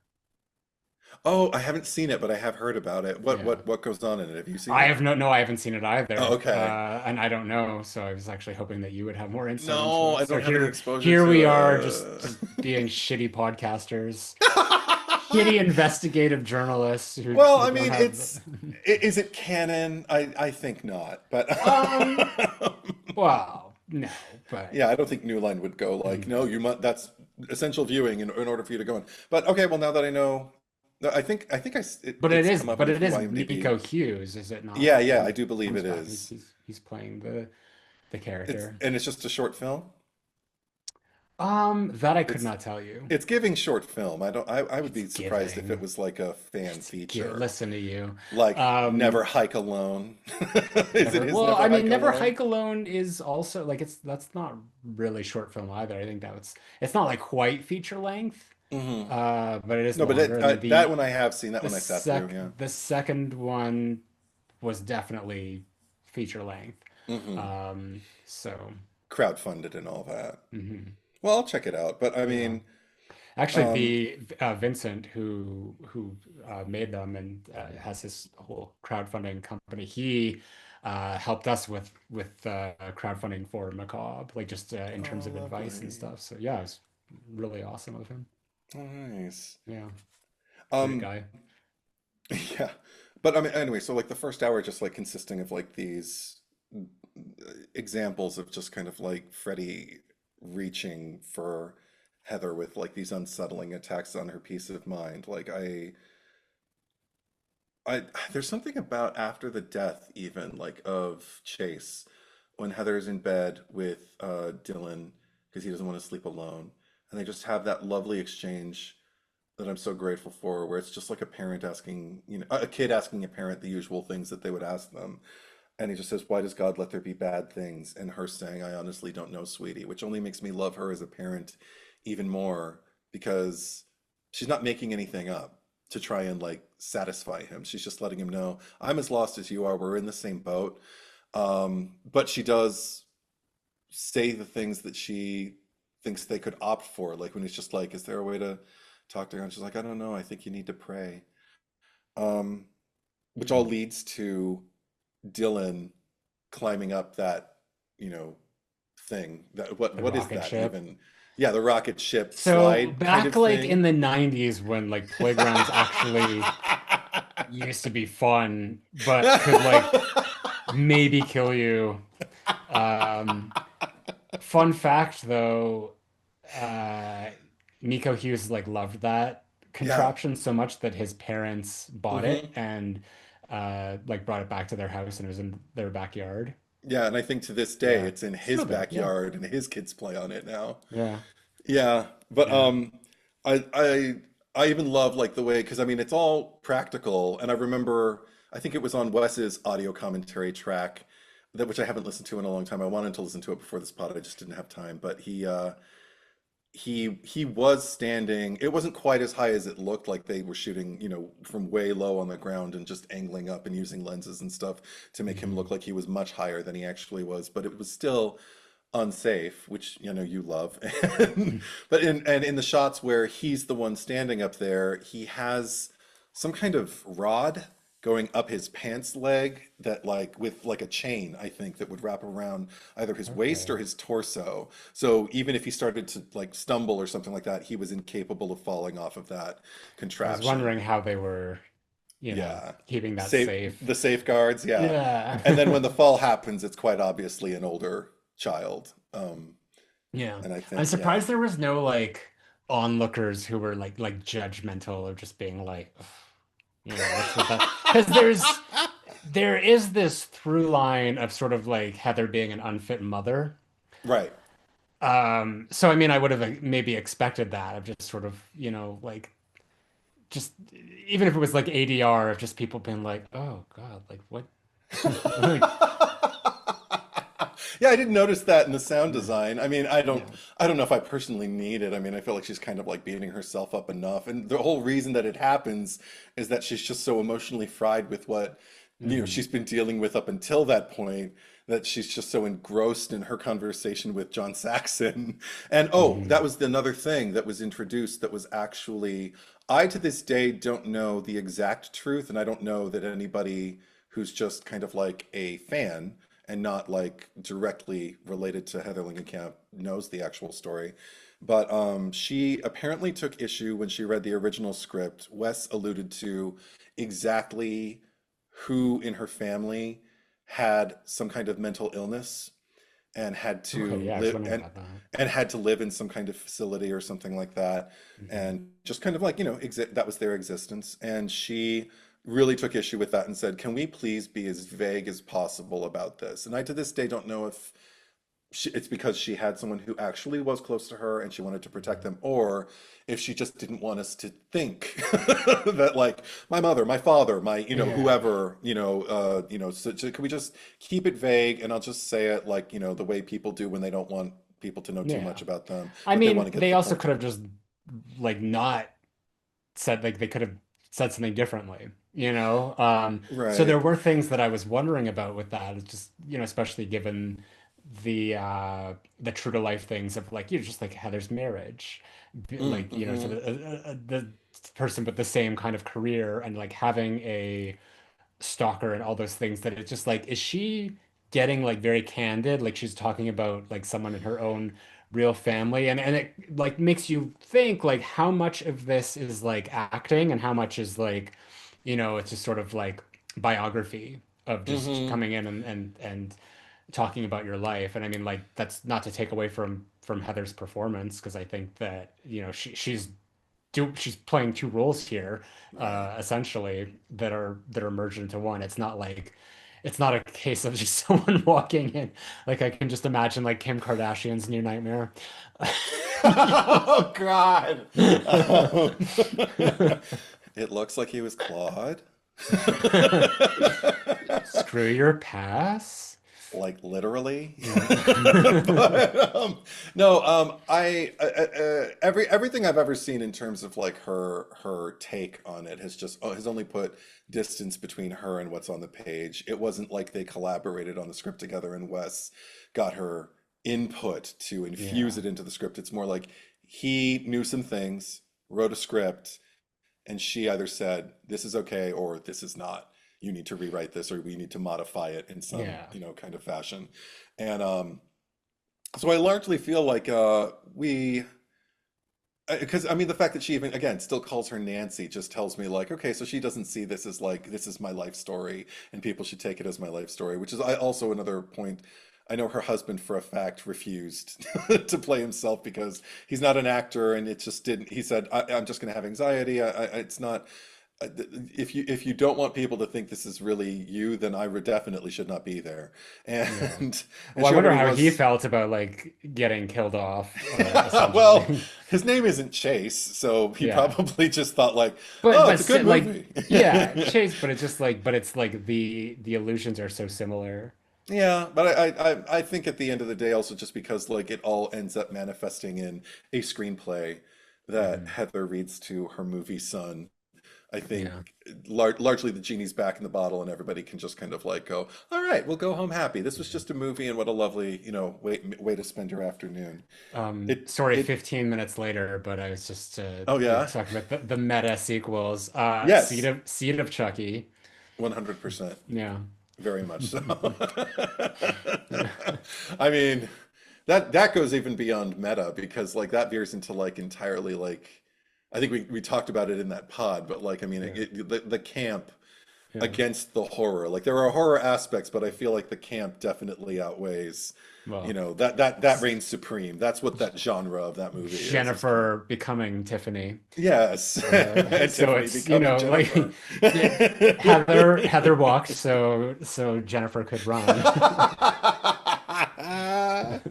But again, like all of this concludes like in this scene in the playground with another scene that just another line that I'm just kind of like, fuck. Like he keeps coming up with these poignant lines, and the one that Dylan says is when she's like asking him, "What were you doing? Like, what were you doing up there?" It's just like, "God wouldn't take me," and I'm like, "Holy shit! Like this is Dark, some heavy." yeah. And I just kind of wish that like the threat Mhm. could match like the level of like the Yeah. immediacy of a Well, threat like that with that kid, you know? and it just like it did feel like kind of like that line just sort of like thrown in there. Like it didn't really have much relevancy with anything else, and like especially considering how the franchise is so much like steeped in this like religious lore. Like you have the first movie where the crucifix falls off the bed onto Nancy, Hmm. but then even like going into Amanda Kruger, Sure. and like the institution and all that. So it felt like if they were gonna touch upon it, if that there should have been like maybe something more rather than just being it's a good line, but it doesn't really it's just like a flashy thing that doesn't connect to anything, Hmm. in my I think, opinion. well, I mean, I think Dylan is actually kind of like one that I continually return to as like a draw for me. He's not my avatar, but he is, I guess, my inner babysitter continually roots for him and just Hmm. kind of like empathizes with his situation. Because I think about another moment when he's in the hospital and Julie is with him and Heather's just kind of like losing her shit after Nightmare 18 or whatever, like I think it's when she wakes up with the cuts on her arm and she's just running around going, Dylan, Dylan, where's my son? Where's Dylan? And Yeah. everything. And Julie's just kind of like, Heather, there's somebody who wants to see you. And she just runs to the room like, Dylan. I think I've read that Dylan is spoken like over 100 times in this script. So if you want a So drinking more than game, Carol Ann. exactly. Mhm. It's up there. Drink responsibly. But but I love when she runs because first thing we see is Dylan and he's just sitting there with his hand like on his head and he just looks I want to say Nancy's line, he looks about 20 years old, but he really looks like Mhm. he's like in his late 40s, late 50s, Well, he just looks like a Miko haggard Hughes, man just going, yeah, Miko and he Hughes looks does up. look old though. Like he's just like it's a weird thing. Like he's like a little child, but he looks old, you know? Yeah, I don't know how there's to wisdom explain it. behind those eyes. Yeah. Like he doesn't have I will say he doesn't have that kind of like effortless innocence that he had in say Pet Cemetery, which is a Yeah. hilarious thing to say because he Well, was a toddler in that he's creepy fucking in that movie. too. Yeah, he's creepy as fuck in that. What's his name in that movie? Oh shit, why do you put me on the spot? I I don't remember know. things. That's my Amethyst? ADD. Somebody find out. But anyway, Well, Amethyst has also like chimed in and let us know that Dylan's New Nightmare is 35 minutes. oh, okay, thank you, Yeah. Amethyst. I'll find it. It's probably on YouTube, right? I bet it is. Yeah, maybe. Okay, so we'll Yeah. find it and we'll watch it. But Gage, St. Grant, Gage. is Yeah. that his name in It Pet sounds familiar. Cemetery? Gage. I Yeah. don't remember. It doesn't ring a bell, but I haven't seen that It's movie in a minute. Um, disengage. the only name I remember is Mary Lambert's because I think she directed the shit out of that film. I love that movie. But anyway, okay. So Miko Hughes definitely does have kind of like this weird kid energy to the point where I'm not really surprised to see him convulsing and everything like that. Like it doesn't Mhm. feel like a kid having an attack so much as it feels like a kid giving a really committed performance, you know? Mhm. And it doesn't bother me, but I mean, but one of the moments like again that I really, feel is like he's sitting there all haggard, like, an alcoholic in his 50s, and then he sees his mother and immediately he lights up. And I even just like the little distance that he when he's sitting on the bed and she's just like you know they're gonna take you away from me. That's why you've got to come back to me. He's like home, and she's like yes, home. That's where you've got to go, and that's where you should be. And she's like but you know what do you need? What do you need? And he just kind of taps the space next to him, and we all know he wants Rex. You know, go get Rex. And and of This whole course movie, like you could just solve all the problems just by getting Rex. yeah, The just get movie would be over. Rex. It wouldn't exist. Also, that would have, oh my God. I can't help but think how badass it would have been if Rex would have gotten some revenge in the nightmare, if he could have actually become a full-size T-Rex. Well, someone was It's mentioning there's like the pterodactyl that goes flying by when yes, she's when goes through she's the thing. falling. So yeah, Yeah. we should just this should have just turned into a Jurassic Park movie at the end. That would have been the thing. Like that should have been how Freddy uh dies of just Yeah. sort of like this T-Rex just coming out of nowhere, roaring and then like biting his head off. That would have been amazing. Oh my Yeah. God. I'm watching, okay, Freddy Krueger fighting a T-Rex. Yes, sign me up. Sign me up yesterday, you know? I don't care what it looks like. It doesn't have to be Jurassic Park level, you know, effects, which would have come out just like the year before. And a whole bunch Yeah. of people might have been jaded and thought like, oh, they only put it in there because of, you know, like, Jurassic Park. But it's like, you know what kids were into in 1994 because of Jurassic Park more than ever? Mhm. Dinosaurs, fucker. Anyway, so that's what I Another say to Ross the Geller. yeah, Mhm. right. Geology rocks. But anyway, but I think um, in terms of like my complaints and my allusion to a cat in the brain, I think that ironically the thing that works probably the most effectively in terms of everything that works for me in this movie is in the revisit, shall we say, or the recreation of the Tina death with Julie. Right. Because there's something about, even though Freddy is, you know, in a very well lit room and you can tell that those are contacts and everything like that, Robert Englund's performance is there. It is on point. He is looking like he might do something, and he's also looking afraid when he first starts like rising up behind Julie. And the fact that Dylan can see her and she can see him, but she can't. Fuck Mhm. me. And then also just like Miko Hughes' performance as she's being dragged up the wall, the way he's kind of shifting his weight back and forth with his mouth agape, and it's just this terrified look in his eyes. He never looks like more of a lost, you know, like what's the word I'm looking for? Defenseless little boy than he does sitting on that like table in that room watching Julie be eviscerated. Um, and then what does he call for? Rex! Yeah, Yeah. his little reaching up to, and the way she's reaching for him, she goes, "Help me!" And also, we are so Team Julie by that point. Mhm. Like, I know that Well, in she punches the nurse. yeah, and threatens Yeah. to like stick her with some indiscriminate The other one, fluid yeah. in the syringe. Oh my God, so good. Um, and she's just been there. She's been like a champion for him. She's had Heather's back. I know that in the original script, she was intended to be kind of like at least a red herring or a possible threat, like something, you know, Oh, something looming over weird. your head. Like she was supposed to be someone who could potentially Mm. have nefarious intentions toward Heather. So you wonder if she's in on like the phone calls with the stalker and that kind of stuff. And that's why there's one shot in the movie that remained intact, I think, when they still had this idea up in the air where like Heather's on the phone and you see just a blur behind her and it's Julie just kind of like just standing behind her and then just kind of like looking at her like she's listening in like you know almost regarding like what's going on, I'm keeping tabs on She's you. got a voice changer or whatever, then Yeah, Heather turns right. around real quick and she hides it behind her back. He was laying the groundwork for Scream 100% without Yeah. even knowing it, with like just like the ring of the phone and the threat and the fact that like we got a shot of Heather like lifting a receiver up to her ear going, "Hello." You know, it's so fucking cool. Hmm. But back to this scene, like I just love the even just the way that the weird playful Freddy fucked up quality of just like, "Hey Dylan, ever play Skin the Cat?" You know, it feels tonally on point for Mhm. me. Like it works. And everything about that sequence, because I don't want her to die, because I'm hurting, because he's hurting, or I'm also hurting because I like her. And now Heather has one less person, in her corner. Everything about it absolutely works. And again, I don't know if that would have been lessened if we would have incorporated more elements from the rest of the franchise, but I would have been willing to give it a Yeah. chance.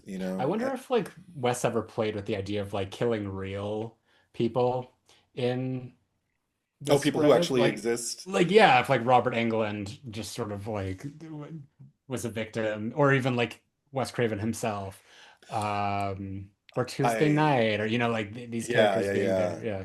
I do know that there was one.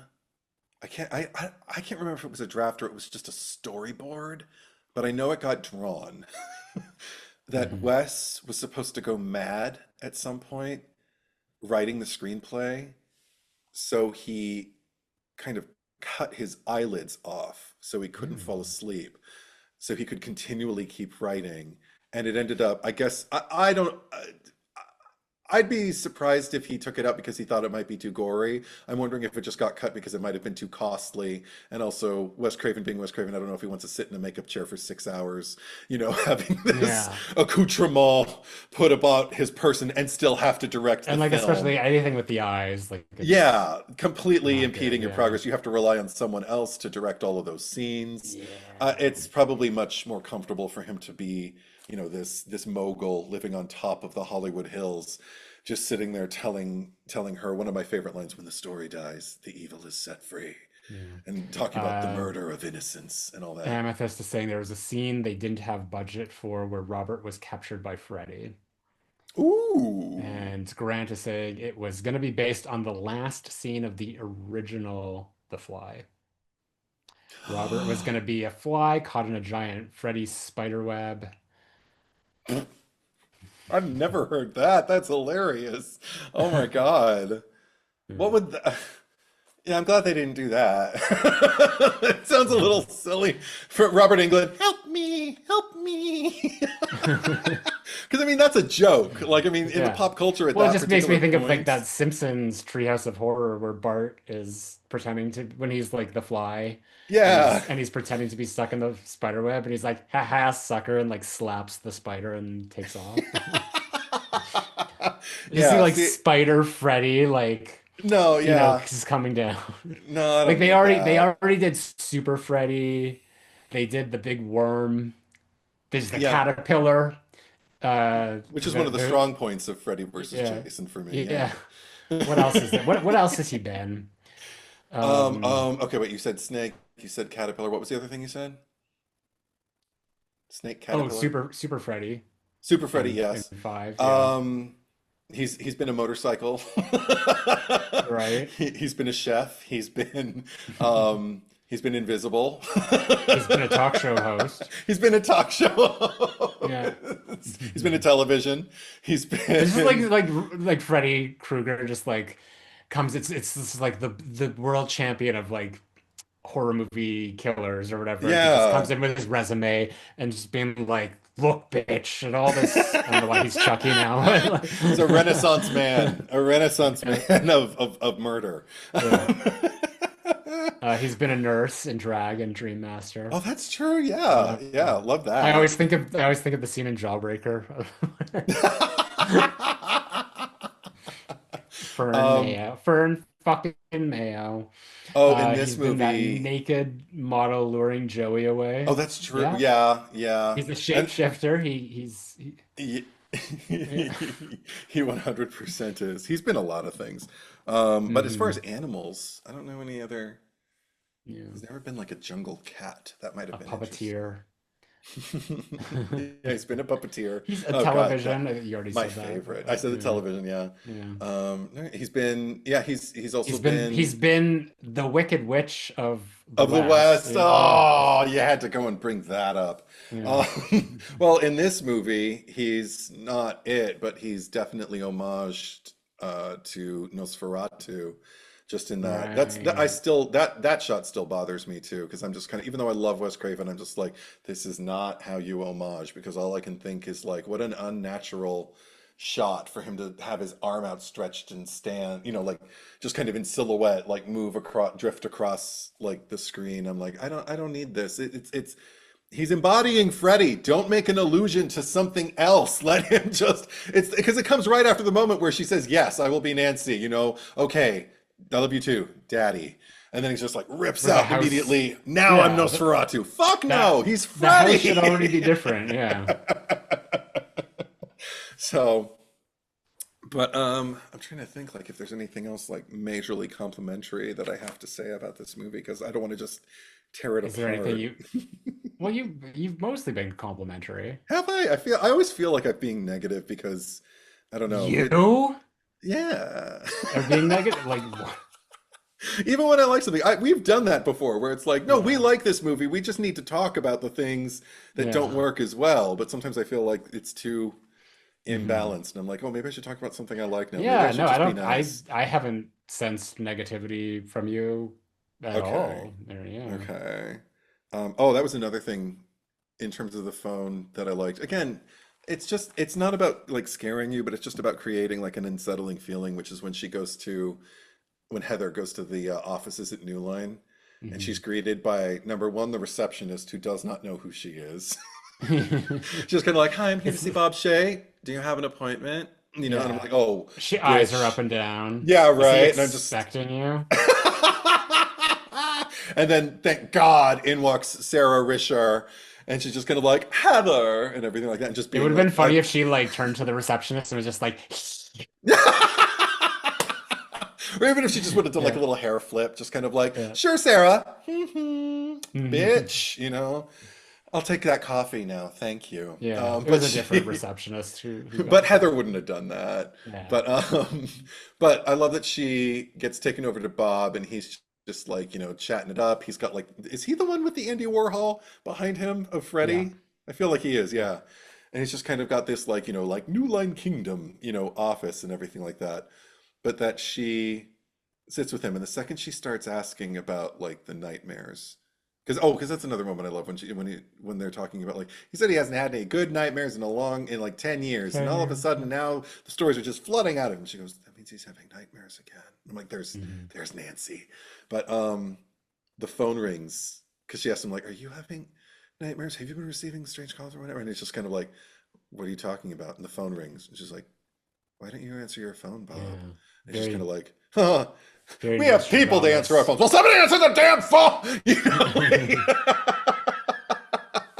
And I just love that everybody who's in power seems to be kind of like Yeah. spooked by the ripples of like Wes, like re-experiencing some kind of like connection with Freddy. Yeah. But How yeah, many all of, how many cameos did Bob Shay do across the movies? So he's okay, the ticket guy in Freddy's Dead. He's himself yes. here. He's the principal in Freddy versus Jason. Those are the three that I know. He's Isn't he in the also he's in a the leather bar? teacher. He's a teacher in four in the Dream Master. He's like Okay. almost falling asleep himself teaching something. And Yeah. then, yeah, in the leather bar, he's the bartender in two. So how many is that? One, four, That's six, five. Freddy versus Jason, and this. And was there anything else? I don't remember him in three. What would he have Yeah. been in five? Or maybe in five is the one where he's falling asleep. But I Maybe think he we was covered one him. of in I five, think maybe he was one of the 100 maniacs. I do know who he wanted to be in Freddy's Revenge. He wanted to play Robert Russler's dad, and shit, what's that director's name? But the director of two, he he Oh, told Bob Shay, because Bob always wanted to be involved. He always wanted to, kind of have, I'm part of this too, is the vibe I get from him. yeah. And the director told him, um, I'm going to need a real actor for that part. And he said, and apparently Bob was really offended by that. So when I told him, because he wanted to be in the movie, I told him he could be the bartender in the gay bar. It was just kind of like, all right, I'm going to go get my own costume. I'll show you. It was like his attitude. Yeah. So he I mean, well, went, was Bob Shay an actor at some point? Because no, I Lynn think he was Shay, a frustrated would-be actor, and I think Lynn yeah. has gone on to kind of like live his dream. Well, I I mean, think, arguably, like he's the one with the money. He's had his own yeah, but studio. he never got to like, be the best character in a franchise like Lin Shaye is in Insidious, you know. So as far as all the Sure, movies are yeah. concerned, you know. I But don't know. I haven't seen them all. oh God. I have I not don't seen was it the Last Key Yeah, that or one was something? okay. Um, It was a good and, story, but no. yeah, and I guess that's it. I haven't seen the one that has not been released that no one has seen. Right. But I don't plan on it, so I'm good. Um, I'm good. I've had enough PG-13 horror. 'Cause yeah, that one that the Red Door or whatever Oh God. with Patrick Wilson directing. Oh I had high Jesus. hopes when I heard that he was directing it, and then I saw it and I was just kind of like, okay, it's not your fault, Patrick Wilson, but I this forgot that he movie. directed it. Oh God, it was a slog. I only saw it the once. I'll watch it again at some But point. who wrote it? That's the question. That's And I think it's the same person who wrote Halloween Kills and Firestarter and Exorcist Believer. That would explain so much. Jesus Christ. I don't want to be, you know, uh, rude or anything, but none of those movies are good. I'm sorry. I'm sorry. It's just facts. I'm not.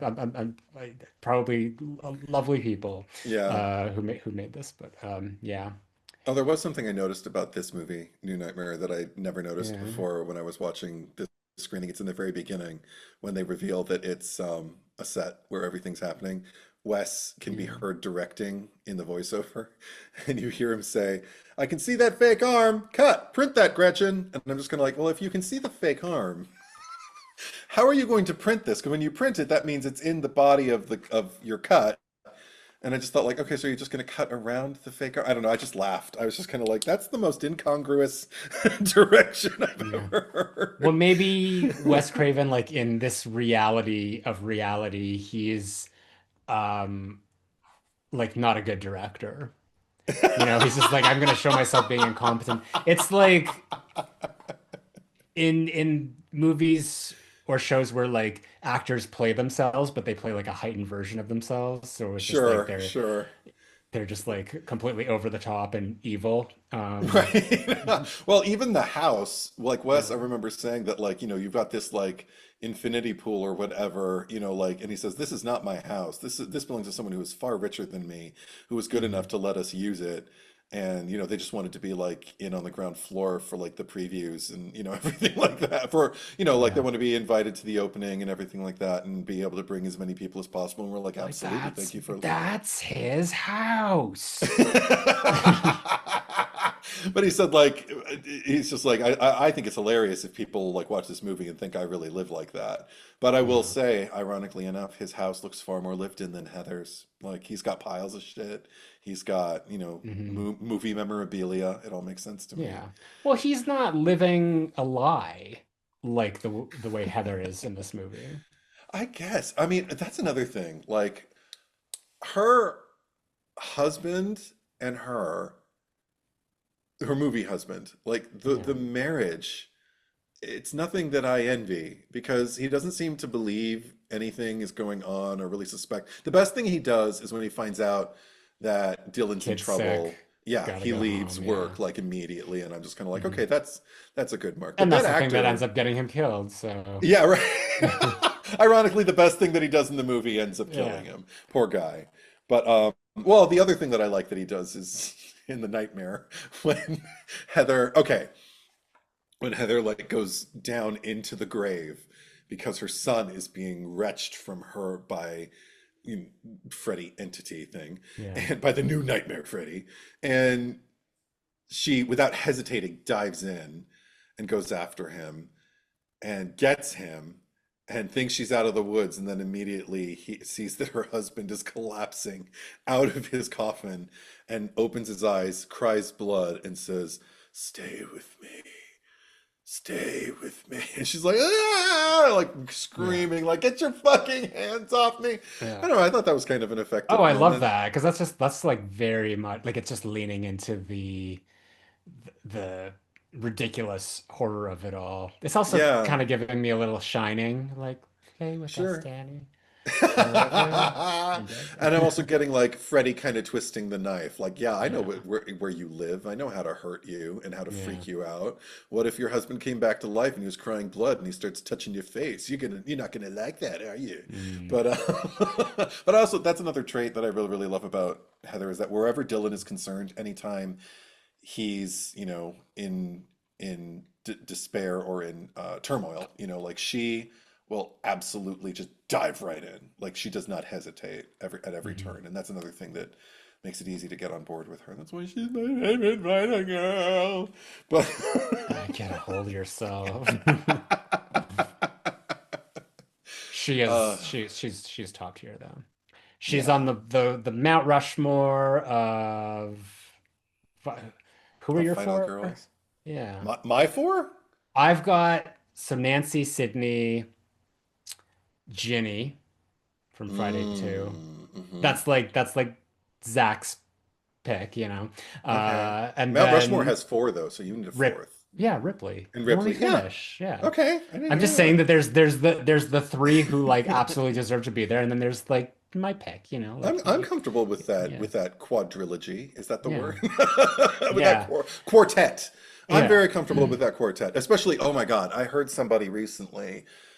You would hate this. I heard somebody recently Mm, criticizing Sydney as final girl, saying she needs to be extinguished from the franchise. She's a murderer. They called her extinguishing of Billy in the first movie killing an unarmed man at close range. And I'm like, if that's what you see when you're watching the end of Scream, I don't know. I don't even know how to start talking to you. mm, Like we're mm. like the word innocent was not expressed to describe Billy, but it felt implied and I took it personally and it just drove me out of my mind. I thought of my sister and I thought of you because you're the two I know Mm. who, Sydney. When I think of Sydney, I think Yeah. of you and I think of my sister. I think of like the mo if like we're talking about like morally gray things that Sydney might have done, like probably shooting Mrs. Loomis is like just in case sort of thing. It just like it's very like it just precautionary sort of thing, and I like know. we'll figure it out there. Um, but like comparative to like say like Sam Carpenter Oh, in uh 6 right. when what's his face in case you haven't seen it, I'll just say what's his face. I won't say the What's his character's face? name, but just it's just like basically like okay, that's it, we'll stop. And then she has the little line about just like I'm not like my father, like I Hmm. don't kill people or whatever, but Right. I, just for funsies and like ends up doing it. And it's just sort of like that is kind of like especially with all of like the narrative around her of just sort of like like there's like a psychosis to you or something that just like might be hereditary or Hmm. anything Hmm. like this, or just like her kind of like grappling with this whole through line of just like I'm not my father, I'm nothing like that, and then just sort of like easily accepting it, and that's always part of the reason why I hate that movie. I see. But like that I would feel is like more deserving of like um A what critical what eye. would you say? Yeah, I Okay. suppose of like anything like Sydney ever did. Like Well, because I Sydney also was a think murderer. like contextually in terms of just horror as a genre, like at the time that Scream came across the plate, if we're going to Hmm. use a baseball metaphor, with all the other balls that had come before, meaning all the other slasher films, so many heroines made the mistake of not double tapping and of, Hmm. walking away from the corpse just to get away and to get to safety. And inevitably, what ends up happening is the horror leaves. It vacates and it kills again. And now I wouldn't put those murders on the final girl's head, but it's like, bitch, double tap. So it was such a relief to me to see Sydney do that in not one and not two, but and then again we've discussed, the third movie, how much Yeah. I feel the humanity of that Mhm. kill, something I didn't want to do, but I had to because at this point it's you or me. Because when those things, that's the thing, when those killers come back, do they ever come back like, I see the error of my ways. I never should have chased you and killed your friends. Unless that's what's No, going to they happen with Stu. they And always want to double down. They're always like, "You thought I was dead, and now I'm gonna kill you." That yeah. so take them out Well, I mean, like, in a what movie, in a horror movie. realistically, like, what would have happened, like, if, like, careful, they always come back for one last scare, and he's like, Yeah, rah! Like, what would have been the next move if she hadn't shot him? Like, he probably would have got up and probably tried to yeah, fuck them up some more. right. Whoever he Um, could. Yeah.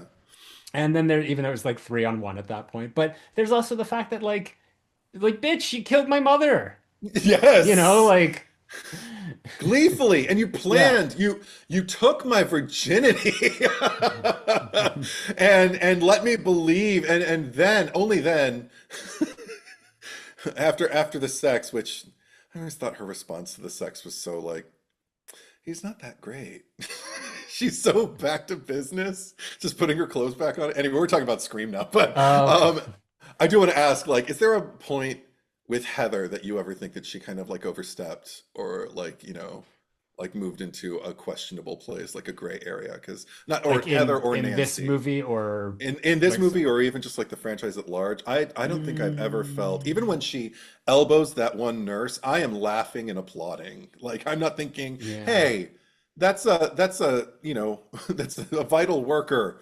No, because I see the people in the hospital as Yeah. essentially the villains, like drugging her child against her without even her knowledge, let alone her consent. Like I don't like that shit. I'm trying to think. Like, definitely wouldn't be anything in three.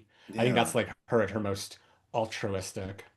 If Because reckless, like I understand. yeah, she, like, everything she does in that movie is for other people. 100%. There's nothing she's doing for herself. Hmm. In the first movie, yeah, like, Because she doesn't even I can't kill even. Freddy. She turns her Oh, back oh, on him and says, "You're she. shit." This is the thing that she does Oh. when Glenn is calling his mom and just being like, "Yeah, I'm staying at my cousin's by the airport," and they Oh. have like the thing, and then she's like fucking around with it. It's just like, what are you doing? You're gonna blow his cover. Worked like a charm. That that was the worst thing she ever did. Because if you were Glenn, oh shit, no, I'm fucked. Yeah, My mom's gonna have so many questions for me when I get home now. You were so yeah, lucky she didn't immediately demand that I come yeah, home or put one of, my yeah, put my cousin on the yeah, phone or something. yeah. That is the thing. I'm gonna Oh. remove her from the Mount Rushmore over that.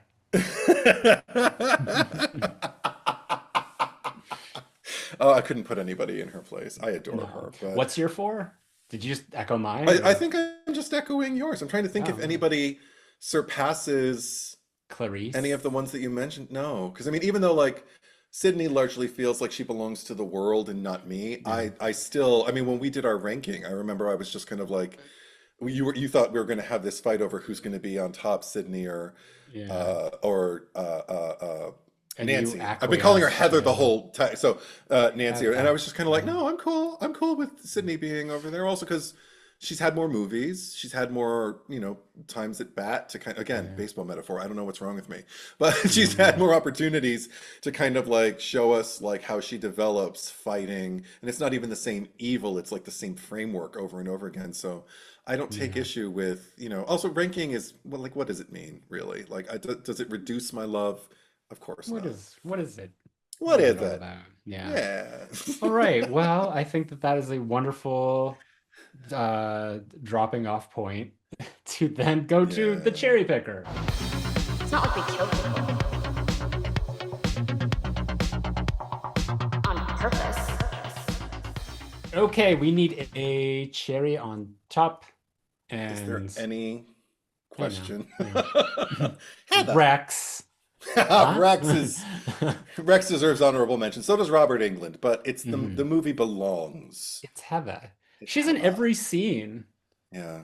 She Every carries this every thing. scene, yeah. I love She's spending the days with her, even when she almost backs into that came real close too. When she yeah. almost hit that car in the parking lot, I was like, oh, now I'm stressed. Oh, I was wondering like when they go across the freeway, Oh, was it like movie magic, I guess. I was thinking of did you ever see Bowfinger oh with yeah. Steve Martin, Eddie Murphy? Yeah. So for anyone who hasn't seen it, it's like Steve Martin is like this uh guerrilla director, like not a gorilla, but just like just Guer. yeah, putting on this production of this film. They have no money to make it. Um and they can't cast the actor that they want, who's played by Hmm. Eddie Murphy, so they find his twin brother. Yes. Um and they're just like, all right, in this scene you're gonna like go across the like run across the highway, and he's like, okay, and the cars like, yeah, yeah, they're stunt drivers, they're not gonna hit you, like fully lying to him. No, I think it was more controlled than that for her. I know Yeah. for a fact that when she was doing the duck underneath the big rig, Hmm. that there was a Well, that looked like, screen yeah. of pre-shot footage, and they had to time it. She had to run on a treadmill and drop at the right time, and they kept getting it wrong. So they did take after take after take of her running on this treadmill and dropping to the point where when they finally got it, I don't remember what the Mhm. number was, but it was a lot. And when they finally did it, Stanley Kubrick numbers. she collapsed for real and needed to like Hmm. recuperate, and she was done for the day. Like it was like, okay, Heather's Hmm. out. Let her she has to carry the movie, so let's not kill her. Let's give her some space, some time, and then she'll come back Yeah. and we'll all make fun of her for having a tongue around her head. That's another thing she came forward with later about like she felt really humiliated by that because it took 2 days to shoot Mm. Freddie's tongue wrapped around her head, and people were making jokes the entire time to the point where Wes had to Wild. say something. He was just like, Yeah. guys, come on, she's a person. Like, be a human being about it. And nobody was doing it with malice, like, but it was, I think they were all a little punchy and Mm. needed something to Punch it laugh at, down. but she Yeah. she did not enjoy that at all. Like she's gone on the record to say subsequently it was probably one of the hardest Yeah. things she ever had to endure in her career. Poor thing. All right. Well, we've got two different polls that we have to go over here. Hmm. So I'll go over last week's first, where we covered the best horror movie of the 21st century, because it wasn't really a cherry picker, but I guess by default, because like Sure. it was your number one and my number one. Yeah. But then I included in the poll the I forget what it might have been, the letterbox. Yeah, Sure. letterbox number one. And then the option for other. Sure. So between Get Out, Insidious, The Substance, Uh-huh. and other, uh, 325 for Get Out, 104 for Insidious, Thanks, 151 guys. for The Substance, Wow. and 138 for other. Okay. So let's just see what people are saying. Yeah. Oh, there's a lot. I'm gonna rip through these. Molly Molly Lolly says Get Out. Wolfman's got Nards. It Follows. Joseph O'Slay. Hereditary or X. Okay. Mr. Beats It. The Conjuring. Aiden Jarvis. The reboot of I Know What You Did Last Summer is the obvious choice, and then laughing emojis. So I think that was a joke. Mm-mm. Everything Weather. Get Out all day. Mm. Itchy Taint. Wow. These are not the best movies in the last 25 years. Okay, well, what's your alternative? Yeah. Yeah, dude. Listen to listen to the pod, but it was from a Yeah. very personal place. These are our Yeah. favorites. Yeah. Yeah. Like what's give us an option. Give us something to challenge here, Yeah. dumbass. It's like we're setting up a tent and someone just goes, "You're not doing that right." It's like, well, help. Yeah. Yeah. I mean, your name is Itchy Taint. Come on. Sad Dad, Hereditary, Mm. Justin Pliskin, Pearl, user some not an actual name, Sinister, Rachel Sullivan, Hereditary, Oscar Mm. Was Here, It Follows, Chris Darkcolor, Get Out. Uh, the K. Ritka, Get Out.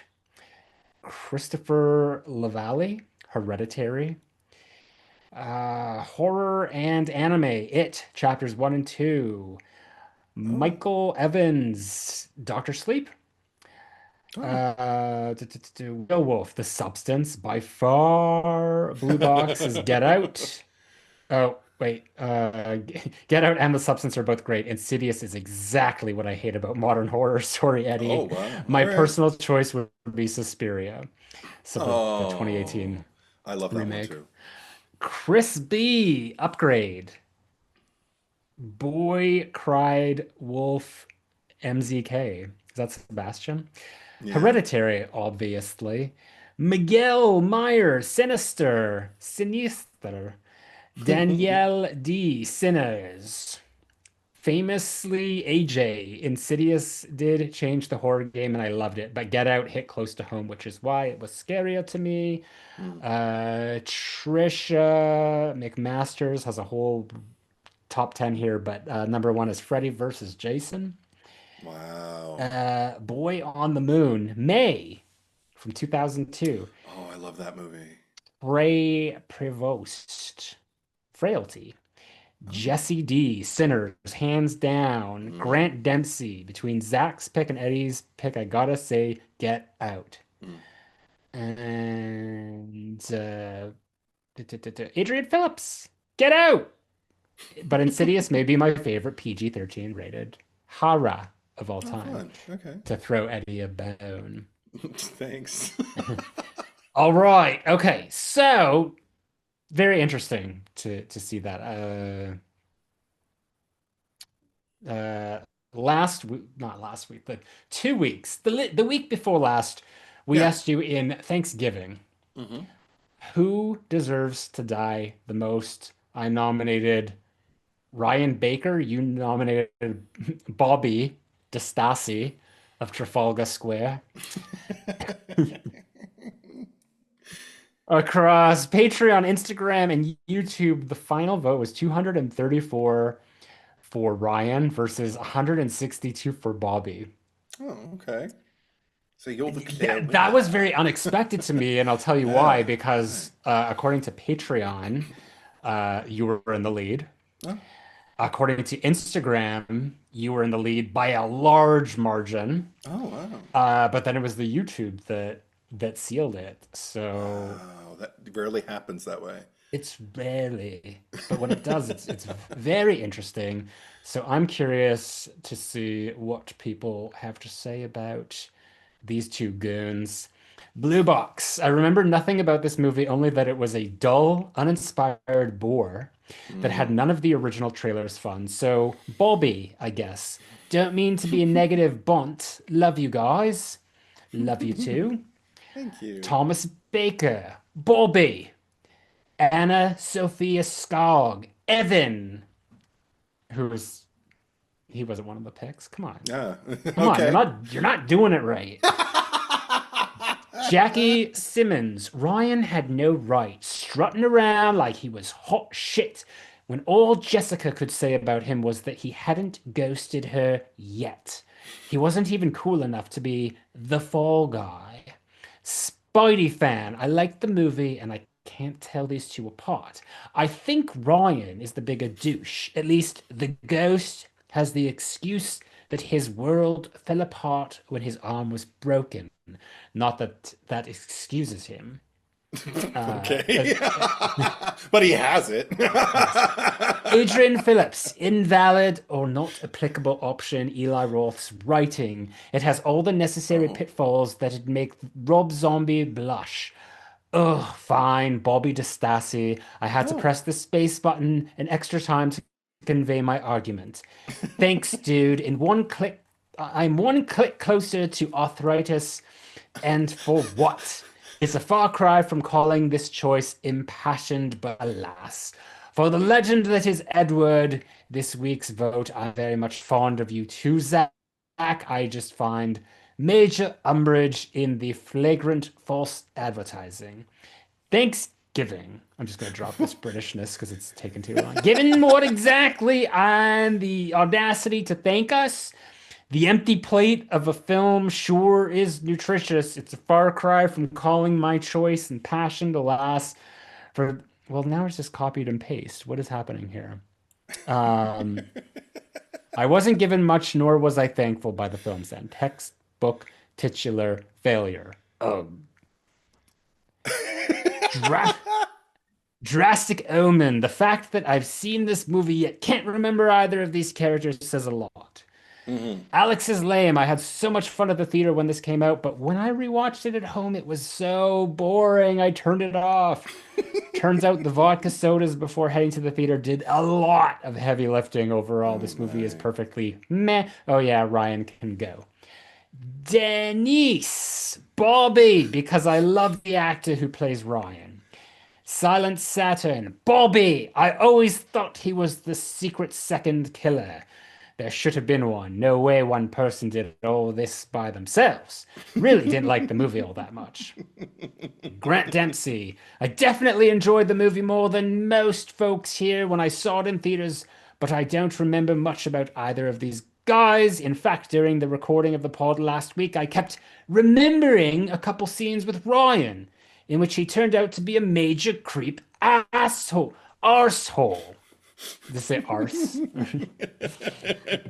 That turned out to not to have happened in the film. Must have been mixing this up with some other movie, so I'm voting Ryan for being less interesting than my false memories. Though if the scenes my memory made up had existed, I'd have voted for him for what they revealed about him. Death to both actual Ryan and misremembered Ryan.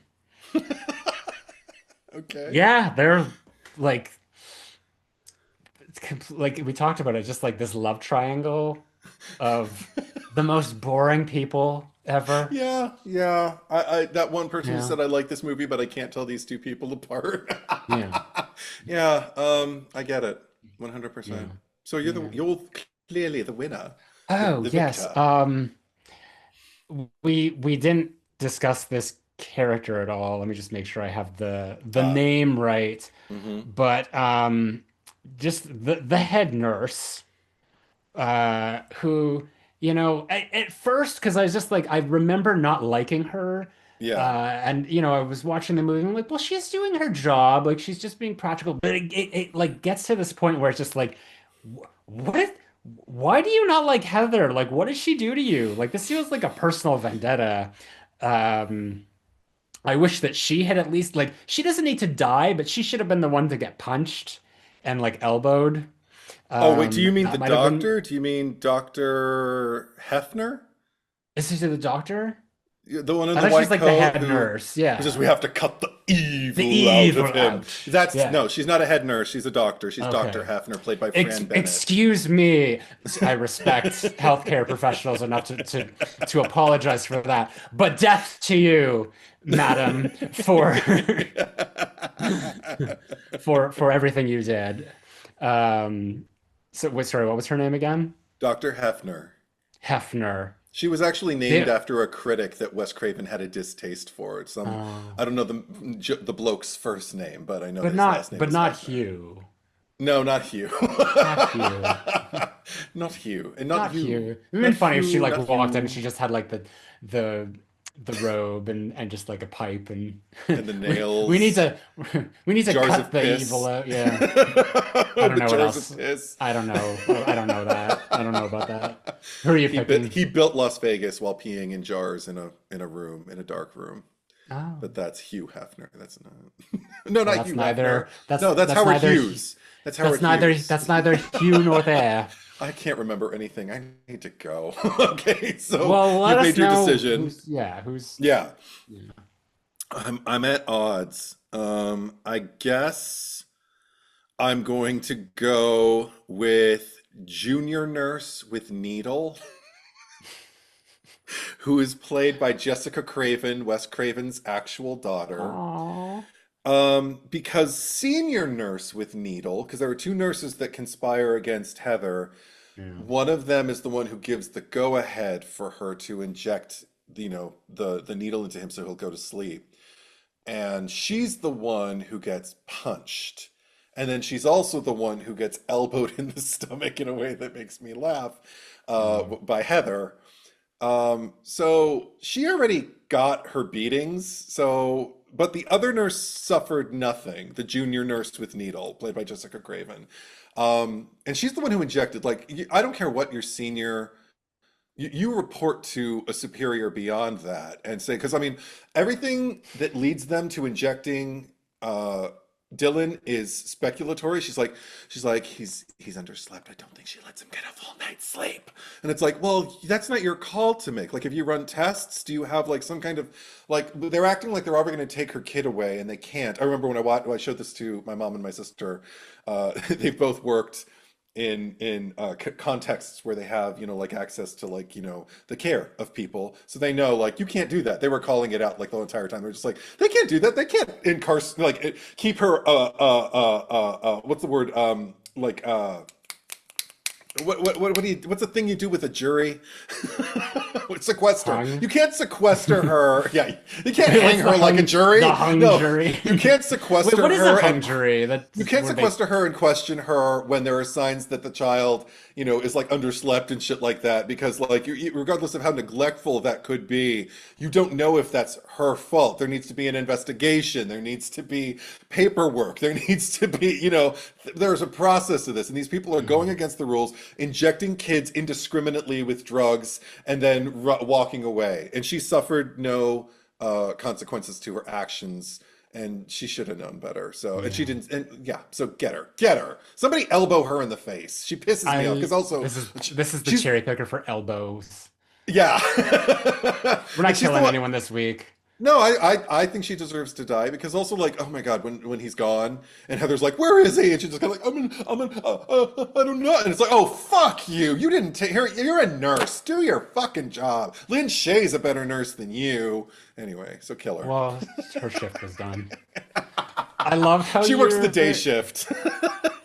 I love, like, your argument of, like, the first domino, like, when you choose to apply it to whatever you're going on about, and when it's just like it's not even a factor. No, yeah. Sometimes, well, in this case, sometimes it's lackey. If senior nurse, had suffered no consequence, I probably would have chosen her. But I also think junior nurse is more recognizable to people. I think the photo of her is going to evoke, because if you asked me to identify senior nurse in the lineup, I couldn't do it. But junior nurse, she has Wes Craven's eyes, so I think her look is going to evoke memories. Wes Craven's eyes. Exactly. Yeah. So there you go. Alrighty. Well, you can vote your heart versus your conscience. You can head over to 3 different places. First and foremost, Patreon. Even if you are not supporting, but just a free supporter, you get an extra vote over there. So head over. But, feel free to throw a little support our way, because, like I said, you're the motor that is keeping this show going. Head over to our Instagram at the Cherry Picker Pod to vote there, and also on YouTube. Make sure you're subscribed, and if you prefer to listen, you can find the RSS feed link in the descriptions down below. Edward, where can they find you on the socials? Instagram, Letterboxd, YouTube. Type Edward is Truth, one word, traditional spelling. You should find me. How about you, Zach? Main YouTube channel, Zach Cherry, ZACK space CHERRY. Retro Bitch Face is the Instagram, and the Letterboxd, and Zach Cherry 8 Twitter. What's going on next week? Sorry, I'm mid-gulp. It's good Zevia. Caffeine-free cola. Anyway, next week, is it the one where there's not just one, but there's many? And Exactly. Yeah. You got it. Okay. Come back. Cult of Chucky. Thank you for watching. Thank you for listening, and we will be right back.